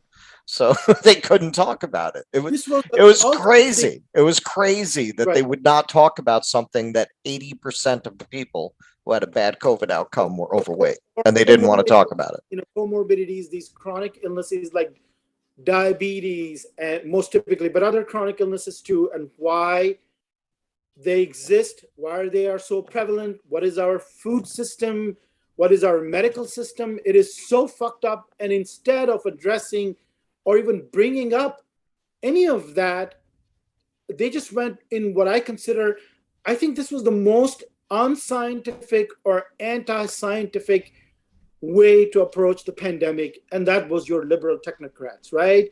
Because they went about it in a way that preserved Well, their it became culture war. society. What was that? It became culture war. It turned Yeah, into it was something that just shouldn't have been. It shouldn't have even gone in that direction. right. And science to them means mask. We're all going to die. This is the worst calamity that has hit humanity. Solution: mask. There's no relationship between their climate change. The whole world is going to end. We're all going to die. And then Bernie says, vote for Biden. Okay, so if you really think it's that bad, maybe you should be out in the streets. Maybe you should put your life at stake, because you're saying that the world is going to end, right? This is how they present all these crises, right? And so their interpretation of science is mask, just mask. They don't even go to the next day, they don't even go to the next leap of, okay, healthcare. Maybe we should have healthcare for everyone. What about that's what I mean. That's what you're talking about. Right? Just the restraint on the Democratic side. It's like they're not Right. talking about any of these like solutions as even possibilities, Or right? within the It's range of just like, discourse, yeah, right? no, And in fact, same here. Like this time, people are going to say in 2022, they're going to say, "I'm not for Medicare for all." Connor Lamb, their favorite guy, I think I heard him say, "I'm not for Medicare for all." oh yeah, no. I mean, well, he's a right wing Democrat. Yeah, I mean, Right. he's awful. All right. It's narrowing a little bit more. So now it's only, what is it? Or did it? 6/6 of a point. All right. Is it In which race? 0.6 points between in that Senate primary? Yeah. Here. You know what? We're gonna go till 11. We'll give this a little more time. Russell, if you have to go, you can go. I don't want to keep you up because I know you gotta work in the morning. I have to work in the morning too, so I shouldn't be staying up this late either. It would be a very big thing because it would show that Trump. The votes are coming in really fast now, so that's why I want to maybe give it 10 more minutes. Right now, it's 88%. All right, I'm out at 11. All right, Russell has a hard out at 11. All right, Russell's got a hard out at 11. Okay. If I were a sane person, I'd have a hard out at 11 too. It's a 5-point difference now with 88%. But I mean, it would show that Trump can't just go and endorse anybody, just anybody, and say, you know what, that's not going to work, right? So it has to be somebody like a J.D. Vance, who has the chops and who has, even though in 2016 he was against Trump, apparently he has enough credibility and was not seen as being enough, as much on the liberal side. Well, he's got the Hillbilly Elegy book, right? I mean, you said you read that book. I didn't. But that's what it is, right? He's one of those guys, right? Yeah, he's one of those guys. Okay, so that's it. He's one of those guys. He's not a Muslim guy from Turkey who used to have a talk show who now is now all of a sudden is, whatever. Talking all these talking points. I mean, he goes on and said, Dr. Oz goes on the debate. I'm pro-life. The most pro-life thing he's ever did was probably like sell a supplement that promises to grow your dick 3.5 inches in 2 weeks or less, right? That's probably as pro-life as he's ever been. Like, it doesn't. Nobody buys this. I mean, nobody. It read false. And look, if you're gonna be a big city showbiz 4 points, lib who is going to sell it, you got to sell it as well as Trump sold it. I mean, Trump was a big city playboy, right? I mean, he partied at Studio 54, right? He's not a Hillbilly Elegy guy, right? Mm-hmm. But Trump is a pro. I mean, Trump is a real pro. Trump was a real showman. Dr. Oz daytime talk, daytime doctor show.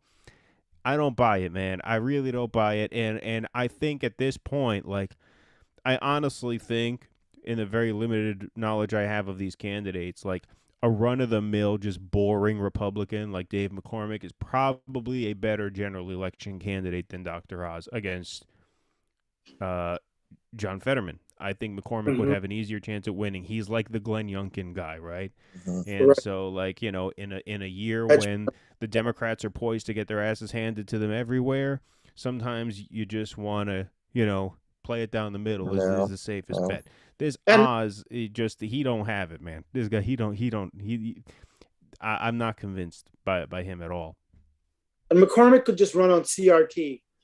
And just take it all the way to pick an issue that's right in the wheelhouse and just run on it and cruise and let the inflation sink the Democrats, and that's it. This Oz is a whole. I mean, and look, the other thing they were talking about in that Republican primary debate was, they were touting their Pennsylvania cred, like the who, like, I'm from Pennsylvania. These are carpetbaggers coming in here from out of state and just making a name for themselves. Who reads more Pennsylvania? I mean, I don't know about McCormick, but I know Fetterman reads Pennsylvania. Like, that's probably, like, if I looked at a picture of John Fetterman and say, guess which state this guy's from, yeah, I would say either Pennsylvania or maybe West Virginia. But Pennsylvania would not be my third guess. It would be one of the first two guesses. Like, Fetterman reads Pennsylvania. Oz doesn't. It just doesn't make sense. That candidacy does not make sense. Well, McCormick has also been blamed to be called a carpetbagger because Connecticut guy, and not as much as Oz, who was has a mansion in New Jersey. Right? Guy, right? But McCormick also has not really lived in. I think he was born in Pennsylvania, but hasn't really lived there. So Barnett was like, "Well, both of you are out of staters, right?" So this is kind of this really weird thing, these celebrities and very, incredibly wealthy guys dropping in, I don't know. I kind of I find Oz more politically astute and just even articulate, persuasive.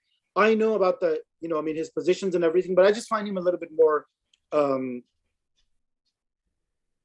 charismatic, let's say, than you do.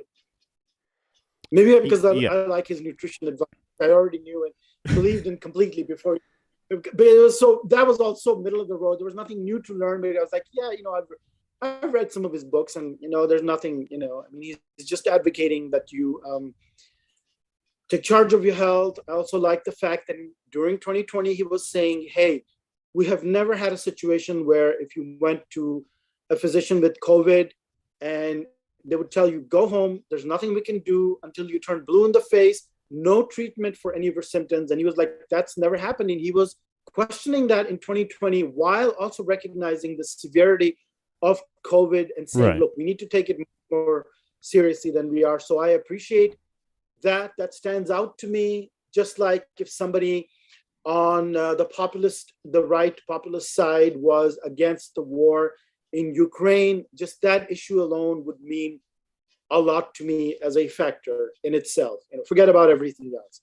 Forget about him being a Hollywood liberal. I just appreciate that he did that, and how many physicians rose to the occasion during this whole crisis and even now are interested in exploring and understanding the disease, beyond certain superficialities. So it's down to 0.3 points. Yeah, it's getting really, really, really close now. I think this may go to a recount and then steal tomorrow. And what is it? 86% in? 86. So there's still a decent amount of votes left to come in. Right. Yeah, Brandon, you had said 72%. Oz down 3.5K. We are now looking at 86% in. Yeah, the numbers just moved again. Now they're deadlocked here, about 3,500. So, it's looking, and the thing about this is, if you look at the map here, it's looking like there's pretty much equal outstanding also. So it's not like there's one area of the state where one of these candidates is doing particularly well. That's all in, although Philadelphia is all in. So that's why Oz closed, because Philadelphia County is now all in, 100%. So nothing more coming out of there. Delaware County, where McCormick is running up, not a great margin, but a 5.5-point margin. That's only 27% in, so maybe he has a little more room there. But Oz has a little more room in Bucks County. Bucks County is pretty high population. And you see how even in the city of Philadelphia, which is a much larger population center than the Bucks County suburb, you still have, more Republican votes coming in from that suburb than in the city of Philadelphia, because Philadelphia is almost 100% Democratic. Excuse me. But you still got vote there that Oz is going to make up. That's significant. You probably figure Oz can probably net another 1,000 out of Bucks County because he's up by 1,000 with 50% in. And so, yeah, it's going to be very, very close. Very, very close. They might not even have a call until I love when you do your Steve Kornacki, except, better than him. Except good. Yeah, I was going to say. Get shitty. I'm gonna call it for McCormick. You're going to call it for McCormick? That's where my money is. All right, Russell is predicting a McCormick squeak out here. I'm going to call it for Oz is my guy. He's your guy. I like his book. So we also remember that had Trump not raised doubts about Kathy Barnett a few days ago when he said, well, we don't know about her background and she's never going to win, and there's no doubt that McCormick would have won today. Oz would have lost, right? So he stopped her momentum because she was just rising like crazy in the last, week or two. And it looked like she was going to at least hand the win over to McCormick, if not win herself. So right, because she would have eaten into Oz's vote. Yeah, much more so than what you even see tonight. So McCormick would have probably won. had he not stopped it.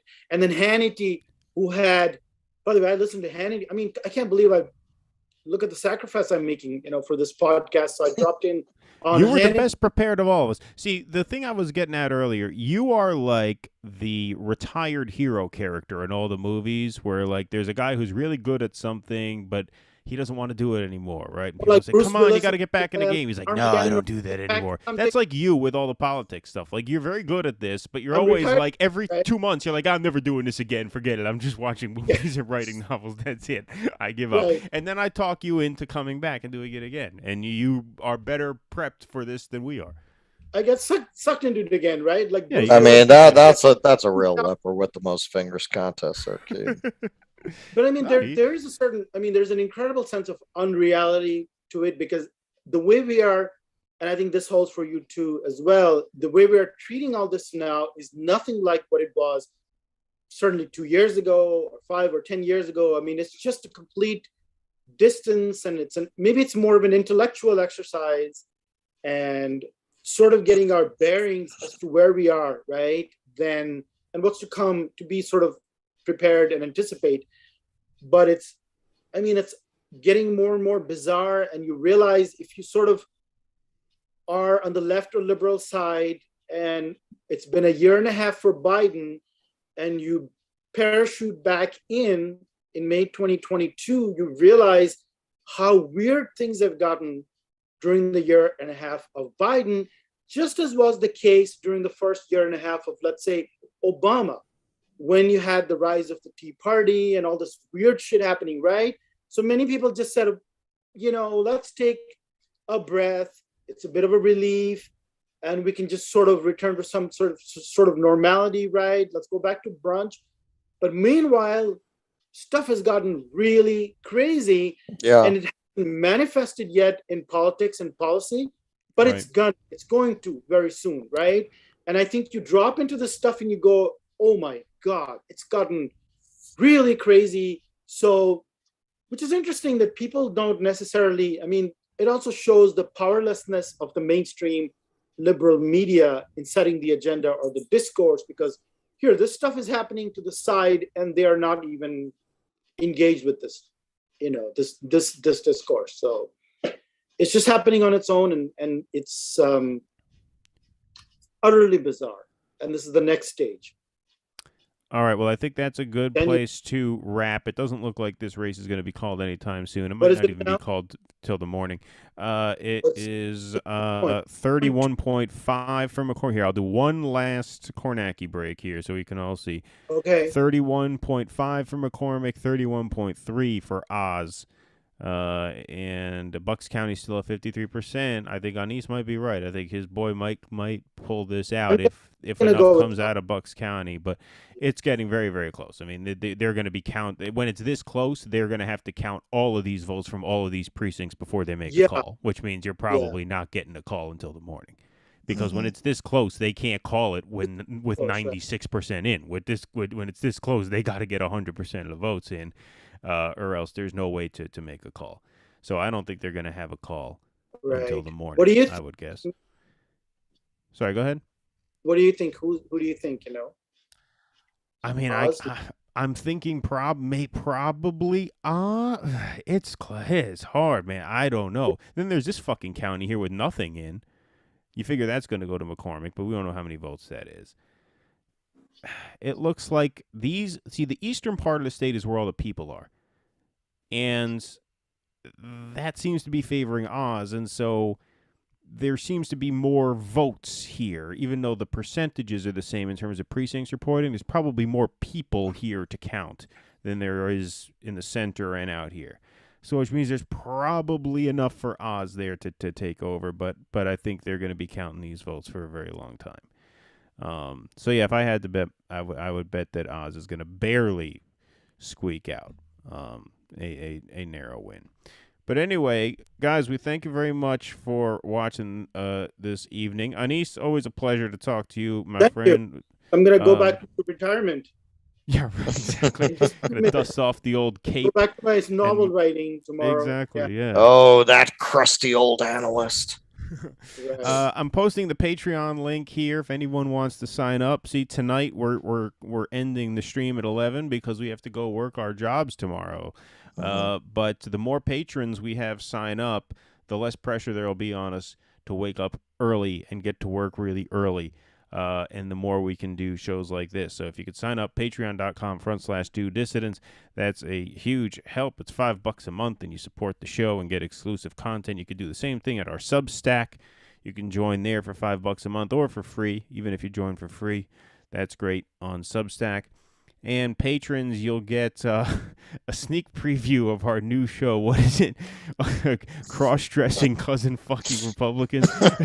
Republican cousin fucking Republican drag queens. That's I want to put that together. That's gonna be our next. We're just educated fools with money on our minds. Yeah, exactly.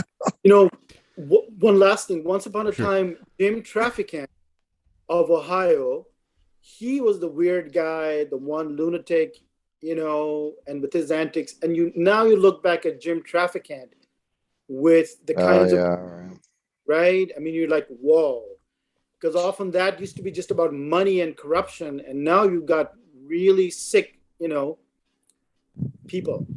It's just gotten. Oh, we always had sick people. It just didn't make it into the news. Right, on, and now what was JFK fucking Marilyn Monroe and a shepherd over there in the White House pool?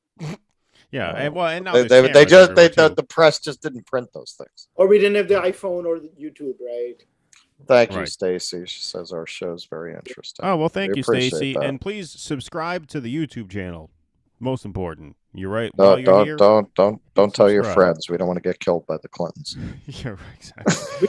we should somebody from Pennsylvania next time, because I don't have a feel for Pennsylvania anymore, and maybe somebody, because a lot of I was going to invite our friend Alan Howell on this show because he lives in Pennsylvania, but he drives a truck. He works crazy hours, and Alan, I think, might be really done with this for real. Like, he doesn't get sucked back in as easy as you, Anis. So we'll see. It's not easy for me too, but you are persuasive, unlike Oz. You are more than here. But I was thinking Becky, from the writers group, because she has lived in Pennsylvania. So somebody because like Florida, it's an interesting place where I think a lot of this stuff is bubbling to the surface, and you see very interesting stuff happening. So what exactly is going on there? That's where Durga lives. She lives in Florida, and Durga from the writers group too. She's published a few pieces on our Substack recently. Right. Yeah, she's from Florida too. So yeah. Right. Well, I'm from Texas. At least that's true. You're in the heart of it too. You're about to, they're about to ban public schools in your neck. Public school, first, let's wait till Roe gets overturned, and then the next thing is end public school. So right. And after that, and fillings. Nothing remaining. Right. That's how they beam stuff into your brain. Damn fillings.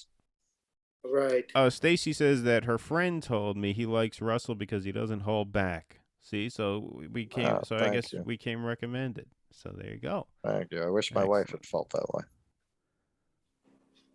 Doesn't hold back. None of us hold back.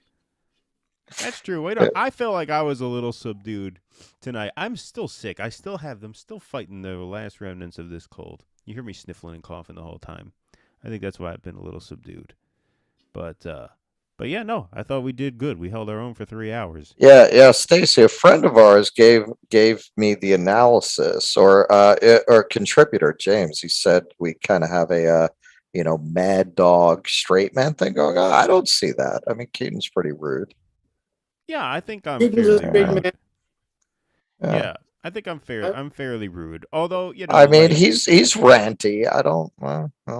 I have my moments where I get ranty. I have my moments. I think the reason why you come off as probably a little bit more hot-headed is because, like, not that we're not equal hosts. We are hosts, but like I'm like the kind of the host, and you're the. I'm responding I don't want to say color commentary, but yeah, you're chiming in. I'm responding. Yeah. Right. Yeah. Like I That's true. like I do the tech That's end of true. it. So Yeah, like you're I'm like you're putting together the structure. I'm putting together the structure of it. Right. So like that just gives me sort of like anchored vibes, you know what I mean? Like Yeah, I'm in control here. that actually makes sense Right, like because I'm you can driving get the pretty rant. narrative Yeah, and then because you just you get pepper in ranty your yourself. Yeah, I do. you But do. I think the So fact that like I'm more conscious of the structure and the flow of it may and you just kind of pepper in your barbs and stuff like that. sure. You know. So I think that's Russell where is people like get the that from. second wife or the concubine. That's Russell. You as the host have to keep things kind of in balance because you are, I mean, the format of it, right? So, but I think we're all pretty mad. I mean, mad dogs. I don't, I don't think any Yeah, of us no, is. it's a pretty rowdy show, Stacy. We have about 200 videos on on YouTube. So check out They're our all back pretty. catalog now, and we also have an audio podcast that's on every major podcast player. So you can subscribe to that too, and we have about a couple hundred episodes that we put out already by this point, I think. Yeah.